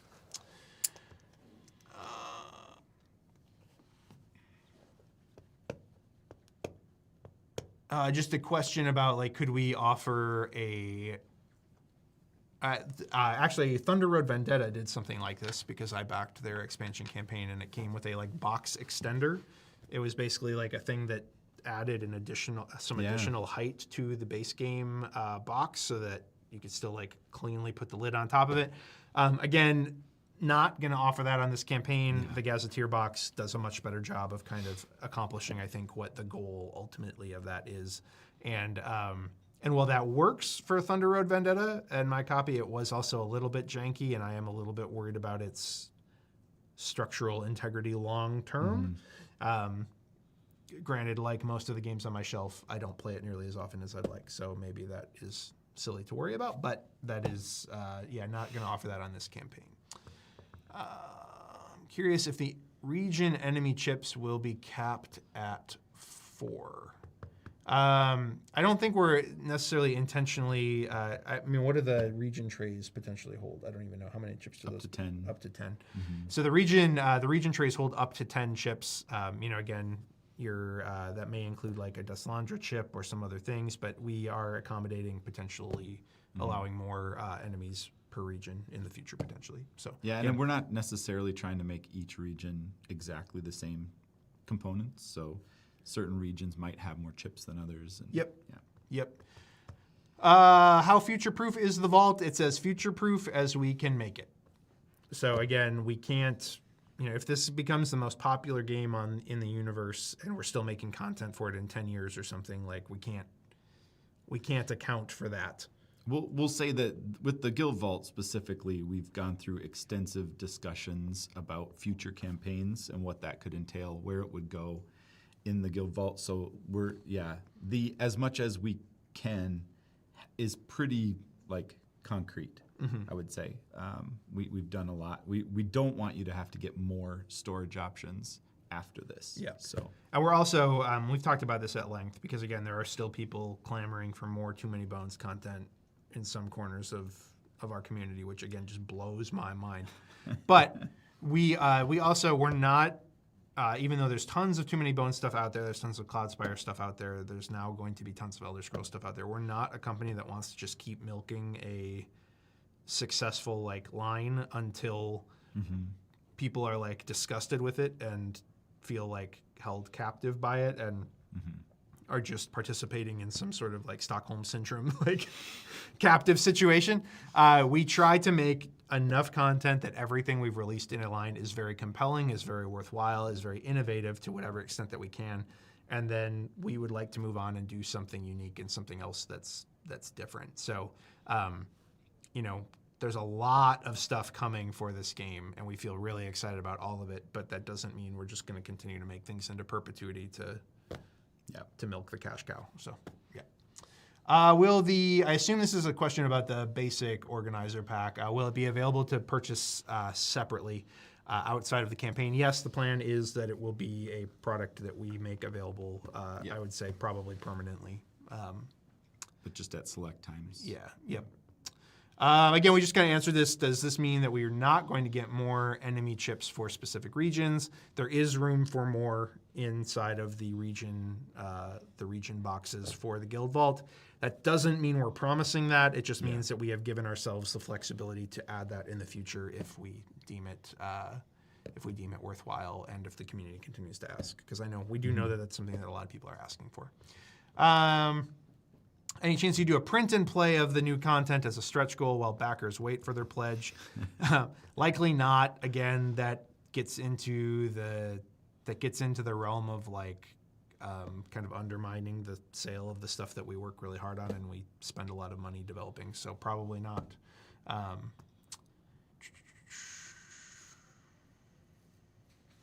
So this is just a question like they're a little bit disappointed that not every single region can fit in one single drawer in the guild vault.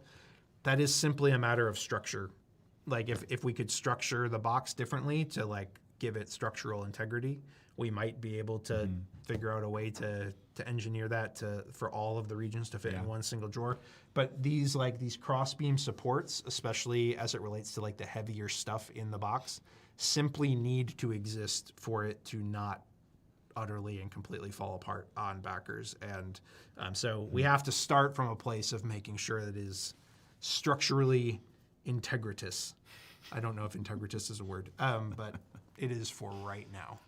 And also just that there are the constraints of the Calyx that we're trying to adhere to. So there's only so many places and configurations we can do that. Definitely tried to get as close to that as possible, but again, like how many regions are we designing that to fit then? Right. Because as we come out with more content, as more content feels like it should be packaged in those, or that's a right size for them, then maybe a future of 10 isn't enough. So we just had to cut it off somewhere. The does it fit in a Calyx piece of the equation does actually play a surprisingly large role in how we go about these things, for better or for worse. Yeah, I blame the board game community and I blame myself for being so systematically addicted to the Calyx system as it relates to board game storage. But if you want it to fit in a Calyx, there are concessions that need to be made. Yeah. That is just the reality of it. So, this is a question. There was another question that I think I skipped above, but the question was, I haven't gotten my 20 strong order yet. When will pre-orders ship, et cetera, et cetera. We put out an update, I think, last week that I think illuminated most of that. Metal Dice arrived in Canada yesterday, so I believe Canada is finally starting to like finish up their 20 strong remaining orders. So if you're in Canada and you haven't received an order yet, it is likely coming soon because they have their Metal Dice. Though I think the note on that was that they might be waiting till after Essen to start because some of the folks at ILO in Canada are over at Essen right now. So anyway, that just stay tuned for that. And then pre-orders in all regions will ship as soon as we are done shipping backer copies in all regions. So we are in the process of finishing up USA orders this week and early next week with all of our Metal Dice orders. And then after that, we will start shipping out pre-orders here stateside. Spiral Galaxy, I think, actually might be shipping out kind of pre-orders and backer pledges together because I think they got them all as kind of one big batch. And I feel like I saw somebody on Discord say they had a shipping notification for a pre-order, which would mean Spiral might just kind of be doing it all at the same time, hopefully really fast. So. Or right on the back of each other. Yeah, or right on the back, either way, yep.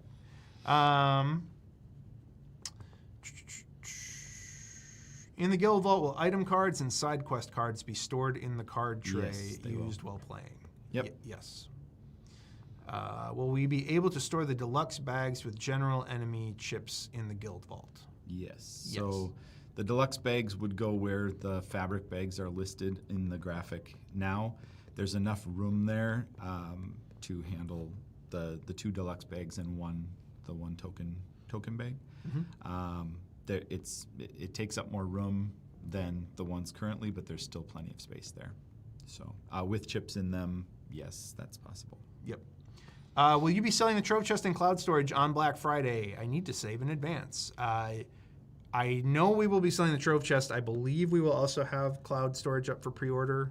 I'm going to stop just short of promising that because our logistics guy and COO is in Essen right now, and I need to just firmly confirm that with him. But I believe that is the intent, is that Cloud Storage will also be available for pre-order. It will not have fulfilled yet pretty much anywhere, I don't believe, unfortunately, by Black Friday. But although the containers full of Cloud Storage are like, or whatever. But the point is, we will likely have it up for pre-order. I believe so, yes. Any news on what kind of promo pack will happen for Black Friday this year? So there's no promo pack this year outside of we'll be making the second Tanglewoods Universal Hero Pack that was an exclusive from that campaign. That will be available on our web store for the first time. The Chef Class Pack for this for Elder Scrolls will be available for direct purchase on Black Friday. And Tanglewood's Rose will be available for purchase on Black Friday. Possibly Dragons of Etch and Stone. That is still an open question, but it looks like that might just miss getting here in time for us to offer it this holiday season because we need to fulfill it first. So we'll be fulfilling it certainly before Christmas, but the question is, will we have it on hand and fulfilled in time to actually sell it for this holiday season? Yeah. That is still TBD, but you can still pre-order that right now. So. How is it possible that one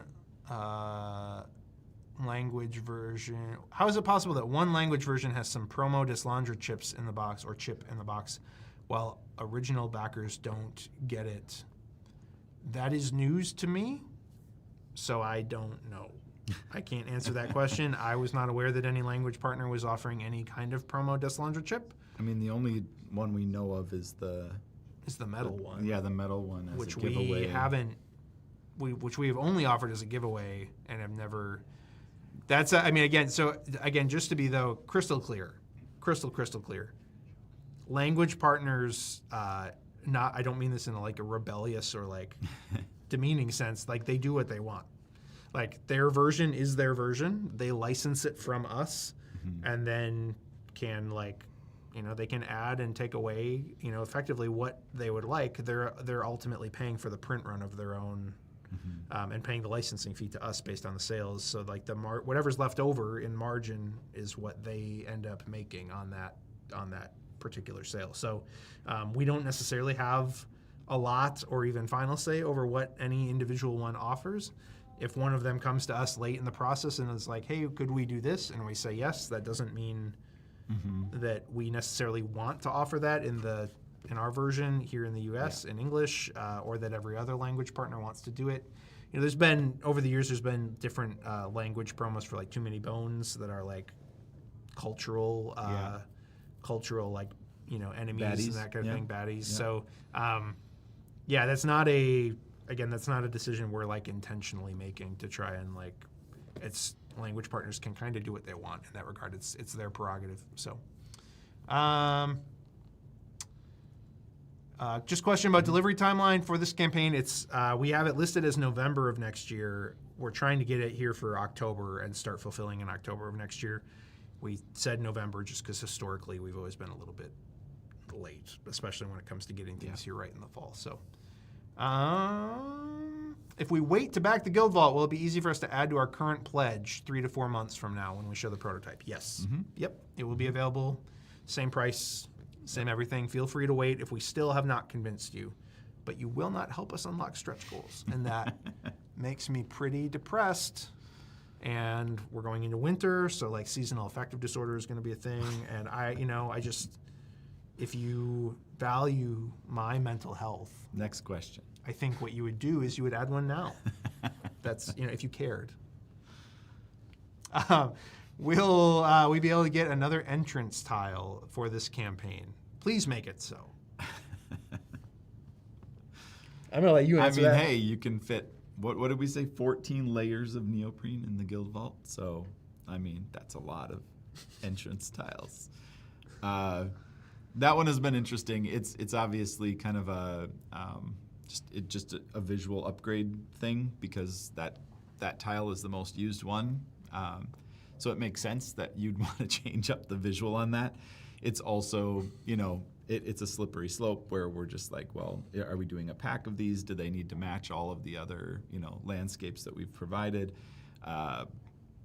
We've read the comment. We're talking about it. It's been a number of people asking about it. It's just, again, all of these products that we consider after the fact have to be only added in the, as an add-on. It can't affect bundles. We've went there before, and we're not going there again. Yeah, that gets There's confusing these for people. splitting paths for fulfillment that get really ridiculous. GameFound doesn't also handle that so easily Elegantly, in that way. yeah. So. Yep. So it's kind of like there's already some rules in place there, and then also just being mindful of how the ever-growing list of extras and how much that can appear and maybe dissuade certain like newer backers as well. Like we just want to be real mindful of all aspects of it. So yes, cool idea, and one where we were talking about what could we do, what could we offer, is this a third campaign thing, like all of those types of questions. Is there room for it? Yeah, there's definitely room in the neoprene tray or drawer for the Guild Vault. So that's also an easy answer in that regard. But yeah. Anyway. One other thing to mention, if you are using stretch pay on your, and this is a restriction I think just that GameFound has, if you're using stretch pay for a baseline pledge right now, you will not be able to use stretch pay if you add a Guild Vault later. Just FYI. That's a good point. That's just a note coming in from our back production team. Just to mention that. So you will need to pay just the full price of the Guild Vault up front if you add it later, if you are using stretch pay for your base level pledge. I hope that makes sense. If you wait to pledge at all and you do one big pledge in the pledge manager, that could all be using stretch pay. You'll just be closer to the end of when we allow stretch pay to go. So your payments will be fewer but larger. So anyway, you said there were stretch goals planned up to potentially 3.5 million. Did we? I think we said 3, but okay. If sales don't meet that threshold, what happens to those ideas, Josh? Oh, they die. They die on and the vine. It hurts them when they die. So it's you know.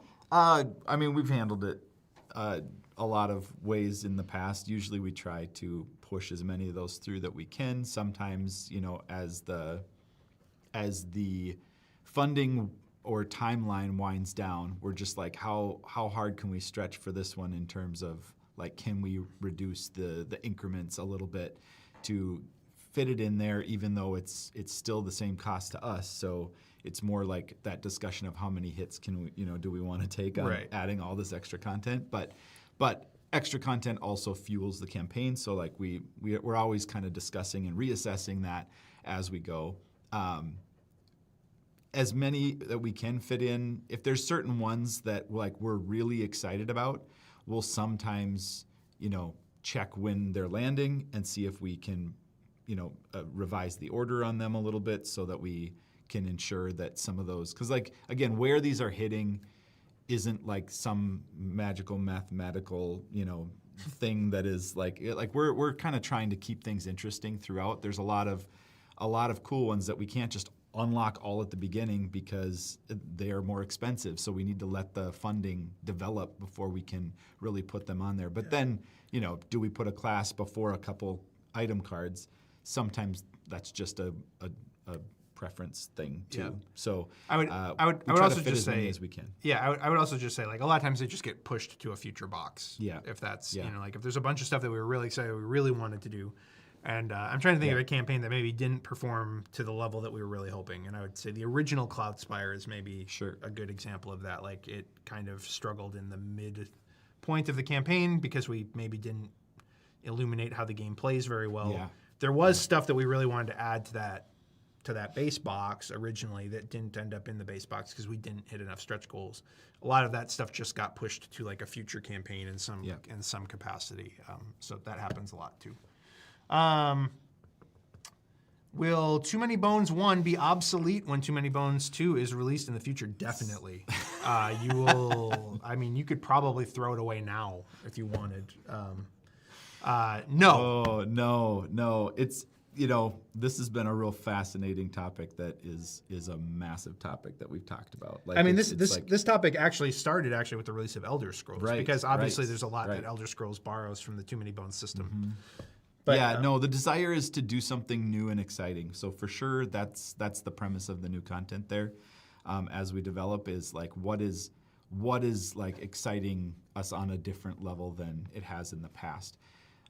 So as we chase that, there's this thought process of like paying homage to old Gearlocks and content and all of that.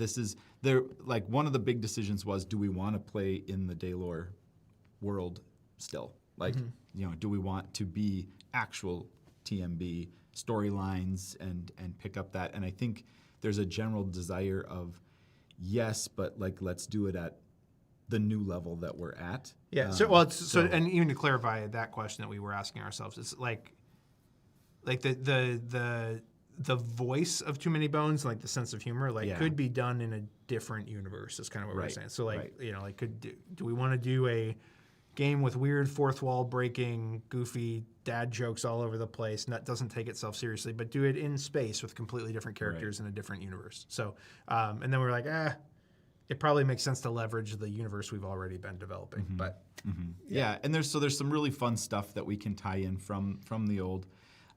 They're definitely going to feel different, and it's up to each person to decide if one replaces the other. We're not going to try to not say that's not possible, but at the same time, like there's a purity to the original that is gonna, it's just gonna feel different when we roll out something else. Yeah, we don't. And it's also where the development ideas are not like, how do we take everything that Too Many Bones did and do it better? No, that's not at all where we start. Where we start is like, wouldn't it be cool if blah blah blah blah blah blah blah. I don't want to give away anything. And it's like, okay, that would be really cool. How would that work with some of the things that we already know people enjoy about Too Many Bones? But yeah, the goal is never to replace Too Many Bones. And I don't think. Again, there's plenty of people that like Elder Scrolls better than Too Many Bones. Or, whatever. Even the Brothers Murph, I think, have said this Elder Scrolls is everything I wish Too Many Bones would have been. And then there's lots of people that are like, man, I really miss being able to sit down and play a single session and knock the whole game out the way that you can in Too Many Bones. Or plenty of people who have said I really miss that sense of humor and that goofball sensibility that Too Many Bones has. So everything we make, we said we wanted to stop making Too Many Bones content because we feel like we've kind of done everything we can within that system. So our next approach is well, how do we make a new system that we think is really fun to play in? Not necessarily how do we further evolve a system we're already sort of bored with, if that makes sense. Yep. Yeah. Okay, just a question about bundling promos for specific game series moving forward. That may be a thing that we eventually do, but we'd have to sell through all of the existing promo packs that we have to make that make any sense. Because there are our older promo packs from back in the day tend to be a combination of Bones and Cloudspire promos, or Bones and the one-off old Hoplo promo. Because of existing stock and not wanting to just throw things away, those are going to be sold in that fashion probably forever, but at least until stock runs out and we need to reprint, and then we might look at reprinting in a different configuration. But okay, question about the map state. Again, if you have the Guild Vault and you want to save your map, we think you should be able to leave all of your magnetic tokens and the map on top of your lid and probably just slide it right on top until the next game. We'll see how well that works. Otherwise, the Guild Vault does not have a map save feature built into it. It would be the same of taking a picture of your map state and using that the next time you play. We'll get an answer out on that, though, once we've confirmed it. Yeah. Will the Elder Scrolls book storage fit in the Kallax on top of the cloud storage box? I don't know. I don't know. I'm not going to get into crossing the streams in terms of our franchises and what works for storage. That's going to get me in trouble because I do not know. That's a good question. Brings a new meaning to cross-dock. Any chance Gazetteers would ever be made available as PDFs? It would be nice to not have to lug boxes around if you could just access the PDFs. There's a possibility. Yeah. Yeah, we could pull. We always try to be, again, because people have asked for can you make encounter cards available as PDFs and all these types of things, and we always have to be careful. Again, there comes a point where we give too much stuff away that you could theoretically play a lot of the content without buying any of the content, and we're not interested in that for obvious reasons. Again, we are a for-profit company, but I don't think the Gazetteers would allow for that because you'd still be missing I think you'd still be missing enough stuff between the map and other things that you would pretty much still need to. I don't know. We'll look at it. It's not a bad idea. Will there be more content for Burn Cycle? Almost certainly not. We never say never, but almost certainly not. Again, it's just not a franchise that has performed super well for us in the sales tail perspective. And it just hasn't, again, for whatever reason, it hasn't really caught fire. We know there's a bunch of you that are very passionate about Burn Cycle, and we love and appreciate that. And we love and appreciate that universe. I think if we were going to revisit that world, you would likely see it as a 20-strong deck sometime in the future, which we are not working on presently, but we certainly will potentially look at that again because we have so many assets for it and that kind of thing. Will there be a lid for the book Guild Vault thing, the Gazetteer storage for the Guild Vault? Will that have a lid or cover of any kind? No. No, it will not. Okay. No, it's meant to have those the spiral bindings like kind of stick up above the surface of where they touch the back, so that we don't want them hanging like the pages hanging. The booklets should like reach the bottom just right, but it will leave the spirals just above, and that's just for easy grabbing. So. Will the magnet stick on the front of the Guild Vault's lid on its own because the lid is metal infused? Yes, it should. And actually it does. I mean, it doesn't. Not on that one. It doesn't on this one at all? I thought it actually kind of sticks through. Even the drawers stick a little bit. Oh, I see what you're saying. On the, but yes, with a metal lid inside, or metal sheet or whatever. I'm not using the right words. But yes, this has a metal plate inside, and you can see it definitely sticks. Yeah. Any thoughts on digital implementations of your board games, in particular on officially CTG licensed versions of our games? I can announce that right now Neon Rain and Fight 5 and Tanglewood's Rose and I think 20 Strong Solar Sentinels are all in some state of development for Board Game Arena. I just played Fight 5 on Board Game Arena 2 days ago, so we have a bunch of feedback for them. They're kind of polishing it and implementing some things there. In terms of like all-out digital versions, we've talked about this before too. It's really expensive to do, and you need to have a partner company that is excited to do it, like kind of with you. And we have talked with folks like Direwolf Digital in the past. They were interested in doing Too Many Bones. We sent them everything for Too Many Bones. I think they took a look at it and were like, this is going to be a lot, you guys. And we're kind of like, we could do this or we could do like Everdell. And that would be a lot less work. And so, we don't necessarily have the budget to just like spin something like that up on our own. We would need a company to come along. And then there is a certain like brand standard we also need to adhere to. Like we don't just want to hand it to somebody to make a like really shoddy digital implementation. Like we want somebody that really knows what they're doing, which is why, a company like Direwolf, we were potentially very excited to work with. So for now we're looking at what types of things can we implement on platforms like BGA, Board Game Arena. And we'll see about digital things in the future. Again, we are certainly interested. We just, again, that's kind of a whole separate thing that is again very expensive, and it's a lot. So, what's your prediction on where the campaign funding is going to end, Josh? 3.8. 3.8. I'm going to say I think we can get to 4, but I don't know. Historically speaking, we generally end up at about twice whatever we're at the 48-hour mark at the beginning of the campaign. For this campaign, we were sitting at the 48-hour mark around 1.9 million, which would say we're going to land somewhere between like 3.5 and 4. 3.6 and 4 if you want to get like really mathematical about it. But again, there is, we also know that the reach of this campaign is limited a little bit by the lack of language additions, so we don't know. One thing I haven't done yet is put out an update to our original BOTC campaign, pointing people to the Heroes campaign. I'm planning on doing that today. And so we'll see what kind of funding that generates. We'll see what kind of funding the new basic organizer generates, et cetera, et cetera.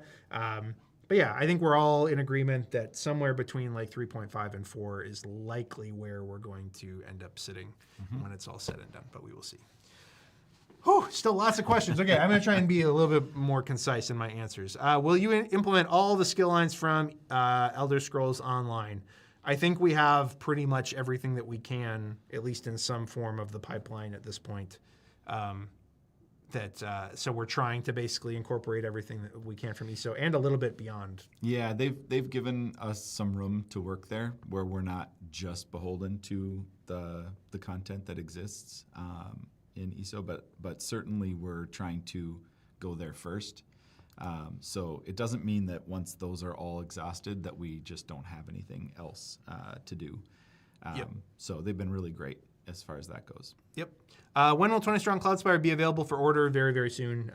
We just need to, we have one production copy of it in-house. We need to get another one sent out for like photography and that kind of thing, but it will be available to order soon. And then when will you get your first look at the Awaken Realm sets? Probably early on in 2026. We've got a whole bunch of stuff yet to promote to the end of this year before we really start kicking in promotion for the Awaken Realm stuff. I can tell you, though, that the Content Creator Weekend we did around Elder Scrolls a couple weeks ago, we got to demo Nemesis and Tainted Grail, not Tainted Grail, sorry, Aetherfields for a bunch of content creators, and the response was off the charts. Yeah. So, yeah, we're excited to show them to. They are all in like fully playable states, and they're really good. They're really great. I think 20 Strong fans are going to be pumped, even if you don't have a serious interest in these in these IP from Awaken Realms. The gameplay on them is really compelling and really solid. So, we answered this question earlier, but yeah, just question again on releasing more region-specific enemies, mobs, encounters, anything along those lines. It won't be on this campaign. It will not be on this campaign, full stop. But yes, we are looking at the possibility of that for future campaigns. Yes to classes. Oh, no. We've already mentioned those. Okay. Yeah. Okay, yeah, so this is a good question. Curious, was there ever a prototype version where monster chips were placed in the bag every encounter to be more thematically coherent so that the encounter doesn't talk about you fighting rats when you enter the crypt and instead you're fighting skeletons or like that kind of thing? I've answered this question in the comments a few times. JC, you have strong feelings on this. So in the early, so like if you buy the Too Many Bones base game, there are a number of encounters, I don't know how many, 3 or 4, that call for a specific enemy. It'll be like, search your enemy stacks for the blah, blah, blah, the bone dragon or the like whatever, and place it in your battle queue. And the reality of that is just that like by the time you start doing that regularly, it becomes a nightmare of overhead. And either in the pre-sorting state of the game, where you need to like have all of this stuff really, really well pre-sorted before you even begin, or in the mid-game, like trying to like dig through your enemies and find the one specific thing that you're supposed to fight. It's actually a note that Bethesda brought up to us when we first demoed the game for them. They were like, this is kind of weird that your text is talking about rats and we're fighting skeletons, or vice versa, whatever. It was a decision that we made purely for gameplay smoothness and like overhead management. This game already has a crop ton of stuff to manage and like deal with and remember in every step of the game that we just didn't want to add an additional element of fishing for specific enemies. It just becomes a pain in the butt. And in the process also does limit replayability of the game, because it means that those encounters then functionally are going to play out nearly the same every single time. Whereas if you're drawing random enemies, you can sometimes end up with really interesting combinations that are kind of playing off of each other in interesting ways. So the other big challenge there is just the minute you start to like seclude or move all of these enemy chips to this area that isn't part of the randomized ones, you're now splitting your content up, so that in nature just drops your replayability in that sense too. Is just like you have all this table space and everything kind of expended for keeping that one encounter, if you draw it, to feel a little bit more thematic, versus putting all of those into the bag and like being able. And we do have quest enemies, so like there is a little bit of that already being done, but we tried to dial that in about where we were comfortable, while giving you access to all the enemy content that we've made. So we just broke 2.3 million. Nice. That is awesome. That is Nice. fantastic. Will it be safe to put the Guild Vault on the top row of a Kallax? I think, technically speaking, according to what they recommend for weight limits on Kallax shelves, that is TBD, because I don't know what everything weighs altogether. I think a fully loaded trove chest is technically not supposed to go in like an upper shelf of a Kallax based on how much that weighs when it's all put together. But it will fit. It will fit. I can guarantee it'll fit. That's the more important part, right? Safety. Who cares about safety? Okay. Will we see new art for the new Clash mats and updated races? The Clash mats right now are in the process. I think we have sketches done for pretty much all of them, but they still have not been colorized. Certainly, you will see it before the Pledge Manager closes. I doubt you'll see full Clash mat art before the campaign closes because there's still just more to do. And yeah, I think same. The race art takes a long time, both from a detail perspective and from a Bethesda approval perspective. That is one of the bits of art that they care the most about because it is representing you as the hero in their universe, and they care deeply about how that stuff looks. So we might have one or two to share again before the end of the campaign, but I think that the rest of those are a ways out. We worked really hard to even get what we had presentable ahead of the campaign. Can sleeved cards, I know, I don't need sleeved, but I'm OCD, fit in the region boxes? I would say that is TBD, but I wouldn't count on it. Yeah, that's a safe answer. I mean, I think we could test with Too Many Bones ones, but... Do you happen to know whether the language editions will be delivered before the Pledge Manager for Heroes of Tamriel closes? I think in almost every case they should. We anticipate this Pledge Manager will likely be open until roughly July or August of next year, because we leave it open as long as we can prior to delivery. And I think pretty much all language editions are slated to deliver either by the end of this year or in the first quarter of next year. So I think the answer to that question is yes. I cannot speak for our language partners, like specifically, but from what I am hearing, that is kind of where things are at.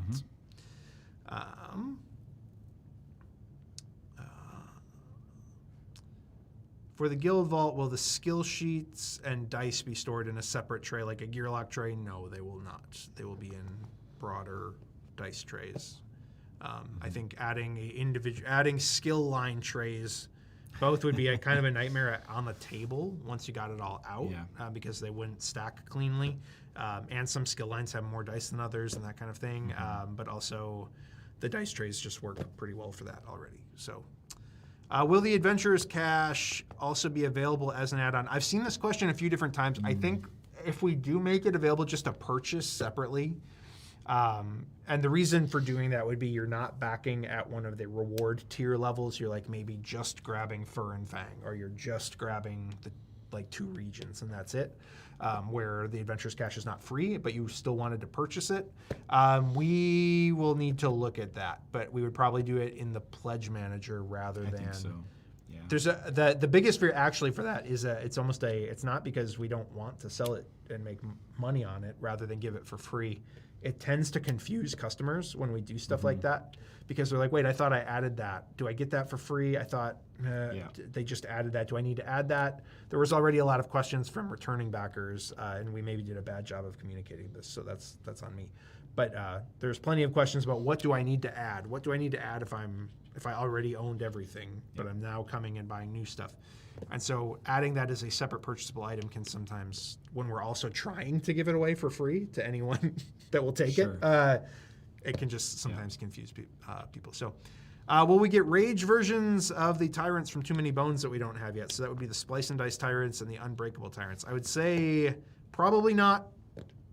Again, Rage of Tyranny being a end game, late game piece of content for Too Many Bones hasn't sold particularly well. Yeah. Same with Splice and Dice. We kind of talked about that earlier in the stream. So probably not. Never say never, though. Yeah, question just about the larger card tray. Right now, everything that we're offering should fit in the existing card tray. If we need to adjust for a future solution in the future, as future solutions tend to be, we will address that on its own terms.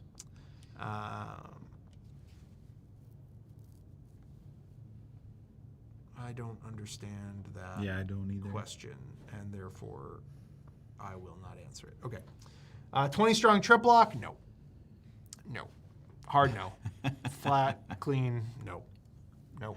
I would say it wouldn't. It's not completely out of the question that we'd maybe look at like a trip lock Universal Hero or something, just to like be cheeky about that franchise's existence. But we don't even sell that game on our website anymore. So no. Sorry. Just a question about would we ever consider things like one shots or one-off scenarios or that kind of thing without committing to a full campaign? Not on this campaign, but that is something that we've talked about internally, how feasible that may or may not be. Did somebody say something about 3.5 million specifically somewhere? I didn't. I know I didn't. Is Devin in the comments? What? Oh, That's nonsense. that's the problem. That's right people there. putting words in my mouth. I would never say something like that. Okay. Does 3.5 million get all the stretch goals? And is the arrow design of the magnetic key final, or is it placeholder? I think at the point we hit 3.5 million, yes, likely that is probably all the stretch goals, but we're talking about what is possible at this point. Could you grab that from my desk, just so we can have? Oh yeah, the magnetic Yeah, key, like yeah. 3D print. Yeah, I mean that one is more final than placeholder. Certainly, we haven't seen it in metal yet, so we have some decisions to make on that once we get that kind of that prototype in. But we definitely like the idea that it's servicing. As you move that around your guild vault, it's kind of like that location marker. Yeah, it's this. And so It's this icon. It has a kind of a top down camera. I don't know. It's this icon, which you'll see in a second. How not blurry this is gonna be. Is it blurry? It's blurry because it's the Okay. camera's I don't- manually focused on the Okay. table. I don't know. Whatever. Okay. It's this icon right here. Throw it back. It's this icon right here, which is used across. I think they've been using it since Skyrim. Yeah. I don't know that it was used before that, but they've been using that like in ESO and in Skyrim as like kind of your like It's your point. waypoint marker. Yeah, your it's waypoint the marker. yeah. waypoint marker, and it serves. There's a lot of different versions of it. Thank you. Yeah, this works. This works. Also, can one of you guys grab a PVC tuck box from Bones or any of our games if you have one? I feel like we had one in the. Oh, we actually probably have one in here. Oh no, this isn't full. Yeah, probably. no, it's not. Yeah, it's not. Never mind. Yeah, not these little guys. So, So the sizing of it isn't necessarily final, but yes, we like thematically that it's kind of like you're opening that, that location on the. Yes. Yeah. Yeah. Perfect. Okay. It also fits in your fingers, all right. So like, there's just that aspect that we were kind of. Yep. The hummingbird turned out pretty good. The bone. The bone one works really well. really well for that. But it helps to have a little bit of a grip on it because these are strong magnets, and so that icon kind of lends itself well to that. Yep. It works perfectly. Okay. Question. Sorry. Answer that one. So somebody just asking about the tuck box that was unlocked as a stretch goal for the Adventures cache. I think just the name of the stretch goal / the flavor text that we added was maybe just confusing, because it's Spelunkers I don't even know how to pronounce that. Chassis. And I made in the flavor text for that stretch goal, I talked about a chassis. And all we're trying to get at is it will come in a box like this, a PVC tuck box like this to hold the cards separately. All of the boxes inside of Botsy right now are cardboard. This one would be a PVC tuck box. Some people were disappointed that there were not a bunch of PVC tuck boxes inside of Botsy, but again, that was largely because of just the amount of cards in there demanded a larger box, and that becomes challenging with PVC. So, any chance that Dragon Speech and Stormcloaks expansion could happen? I would say I don't know, but I would say that is Skyrim-centric lore and Skyrim-centric stuff that happens in a different era of Tamriel than the second era, which we are operating in. So we are getting to the point, as we kind of touched on earlier, we are getting to the point where we have largely exhausted what exists in ESO, which I think will make them more, potentially more like willing to approve things from outside of the ESO universe. They've approved plenty of stuff from outside of ESO, to be clear. But it's always, anytime we submit anything for approval, it's often like, well, can we fold that into something that exists in ESO first? Because our game fundamentally kind of takes place in that universe, in that time period. So I don't know, but I would say likely not, simply because that is kind of, again, it's a different, again, thematically, lore-wise, everything, it's kind of a different part of the Elder Scrolls universe from where we are operating with this game. So.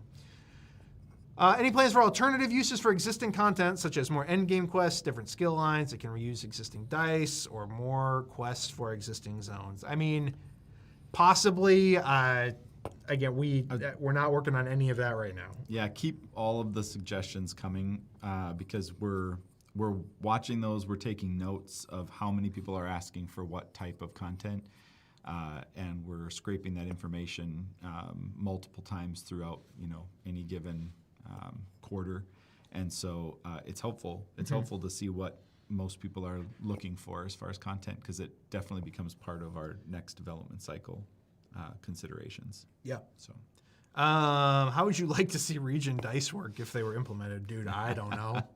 I don't know. It depends on what the other overarching mechanic of a region would be, but whatever. If there's a big monster flying around, you could roll the die to see what direction it moves in, rather than, I know it's handled right now by like drawing cards and that kind of thing and that kind of iconography. I mean, who knows? There's a million different directions that could theoretically go. I don't know. Again, we are working so hard on all of this content that that's way out there. That's way out there. It's a spreadsheet at the most. Right. Yeah. Yep. Exactly. Will Betrayal of the Second Era and potentially this campaign have any Easter eggs to look for, like in our past games? Like things that don't exist, like riddles and that kind of thing, is what they're asking if you're not familiar. No, there will not be any riddles embedded within any Elder Scrolls content.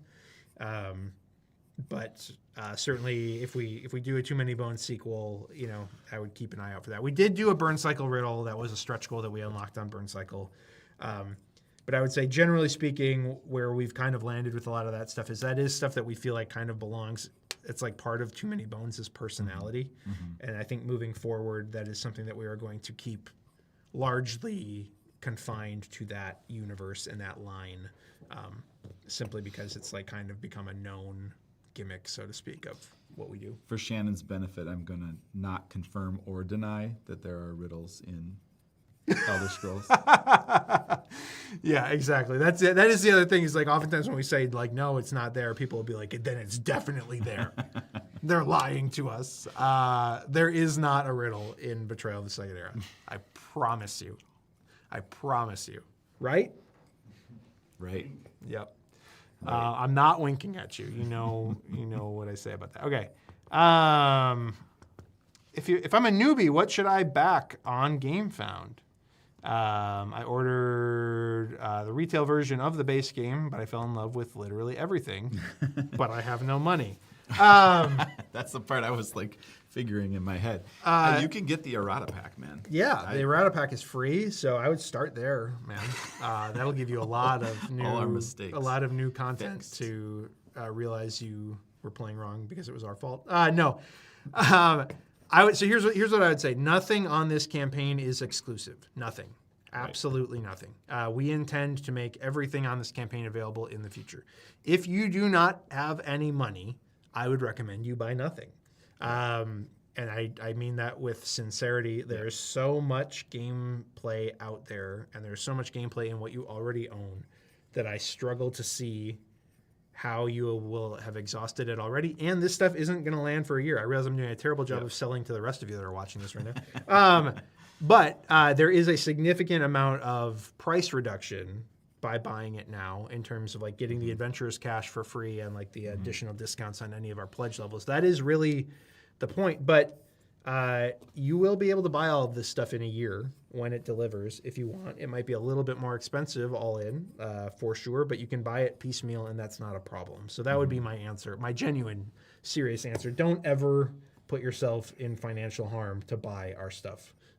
Please don't do that. Make good financial decisions. These are just games. It's just entertainment. So that's my answer. If you really want though, I think if you're looking for more quests and more things to do, grab Somerset and Elsewhere. If you are interested, if you're like, no, I just want more options for what I'm already enjoying in this base game, Heroes of Tamriel is chock full of new character build options all on its own. And you could do that and you'd have plenty of new stuff to experience and try out. So that's what I would say. But also, I will get seasonal affective disorder if you don't back the game. So there is that to consider. I guess I don't know how much backers value my mental health. It's that's really for you to decide. I'm just kidding. Hopefully everybody knows I'm just kidding. I mean, I do get seasonal affective disorder though. No, I don't actually. Okay. Game to pick a game 20 strong. Definitely. No. No. Can the Blacksmith Pack double XP dial get some extra encounters to mark even higher numbers? It would be nice to track experience values rather than XP rather than XP pre-multiplied by the number of players. I don't think that is in the cards. Yeah. Could we have a secret compartment in the Guild Vault, that includes an exclusive promo? I mean, not a compartment, but... I mean, it could hold the... the kickstand, kickstand. Couldn't even say it. Probably not, but yeah, who knows? Would the character trays in the vault make the deluxe inventories obsolete? No, they absolutely do not. Nope. Speaking of Too Many Bones, is it time to give us some news about Too Many Bones 2.0? We've talked a little bit about some stuff throughout the stream, but no, it is not time for that. Next year, it might be time for that, but not right now. And our last question is a question from Devin. Thanks, Devin. What's your perfect Sunday? What is that question? Why are you... It's Tuesday. What is... Top 10 Sundays, man. Top 10 Sundays. I mean, Turtle Sunday probably to start with. That would be that's a winner. Banana Split is always a winner. Probably doesn't count as a Sunday, but like a Butterfinger Blizzard from Dairy Queen would be up there. I don't know. Does not count. It doesn't count. All right. That's the end of my. That's the end of my. Does a Blizzard count as a Sunday? You're just gonna get some stupid Google AI answer that's gonna be harebrained. I think we've gone to the end. Yeah, we're about to the end. What exactly is the errata pack? So there's a handful of just like clarifications and I think one or two omissions that in the base game that we're just correcting with some stickers. So basically, the errata pack will have some stickers that you can basically take the sticker and put it right over the top of the text that's in the existing rulebook or gazetteer or so on and so forth that will correct to the issue on in that particular area. There are not really any significant issues with any of the PVC or cards or item cards, that kind of thing in the game, so it's not really going to touch on that. Again, as we continue to discuss how we can handle maybe some additional player aids and that kind of thing, we may adjust the errata pack to accommodate some of that kind of stuff, but that we will communicate about that clearly if and when we have news to share. So my actual perfect Sunday, though, would be watching the Packers play at noon, hopefully win, and then taking a nap during the 3:25 NFL football game and waking up at the end of each quarter to kind of check on the score and then go back to sleep. And my kids are quietly reading somewhere in the house and not asking me for food. That would be my perfect Sunday. Nice. Yeah.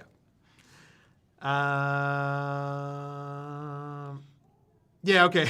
All right, this is going to be the last question because we have been going for a while. Holy cow, 2.5 hours of questions. This is great. Before I answer this last question, I want to again say thank you to all of you for backing this game. Thank you for all of your questions, your passion, your suggestions, your criticisms, your comments, your funny questions, whatever. We say this all the time.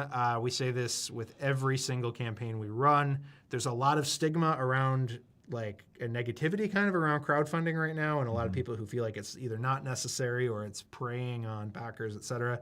We could not do what we do without crowdfunding. We say it all the time. That's not us trying to justify being a successful company that is still using crowdfunding. Our stuff is expensive to make. It is risky to make. It is costly to ship. It's a different level than your typical board game, and we can't operate and do the types of wild, crazy stuff that we do without the benefit and help of crowdfunding. We would go out of business in a hurry, I think, without being able to, or at least we'd have to fundamentally change the types of things that we make without the crowdfunding model. So thank you for continuing to show up campaign after campaign after campaign and give us your hard-earned money. It means the world to us. We do not take it for granted, and we genuinely need it. Genuinely, no exaggeration. Whatever you think about crowdfunding as a whole, know that Chip Theory is not messing around when we say we still genuinely need this model. So, Ricky Royal's in the chat. Yeah, that's awesome. Yes. You are my favorite Welcome. British person, Wow. Ricky Royal. I love you That's- way more than Andrew Chesney, our COO. And Mark Dainty, if you're watching, eat dirt, you traitor who visited Leader Games when you were here in the Twin Cities before you came and visited us. Traitor. Hi, Ricky. Thanks for everything you do for us, man. We appreciate you. All right. So last question again, and we've already actually answered this question, but we are looking at the upgraded player tray color situation We are. in the Guild Vault. Whether we can make it the same colors as the Adventurers, Deluxe Adventure inventories and the mats and all that kind of thing. We're looking at that. We hear you. We don't want it to look like it's been peed on. I promise. We will do everything in our power not to make it look like that. So with that, we are going to sign off. We have another stream coming Thursday at what time, Santoro? 10:30 a.m. Central Daylight Time. I think we're still CDT. Daylight Savings Time, I think, triggers at the first week of November. So 10:30 a.m. Central Daylight Time on Thursday. There will be a solo-focused Elder Scrolls Heroes of Tamriel stream with some of the new content integrated, taking a look specifically at true solo play, a single character. I will likely be on that stream to answer more of your questions as a lead-up and intro as well. But again, thank you for watching. The basic organizer pack is available for $18 right now on the campaign. So much goodness. And thank you again. So, the reason that we're showing on Thursday is elsewhere, by the way. We're showing elsewhere on that stream. Like and subscribe if you like this kind of stuff. Otherwise, we will see you Thursday. Thank you for watching, everybody. See ya.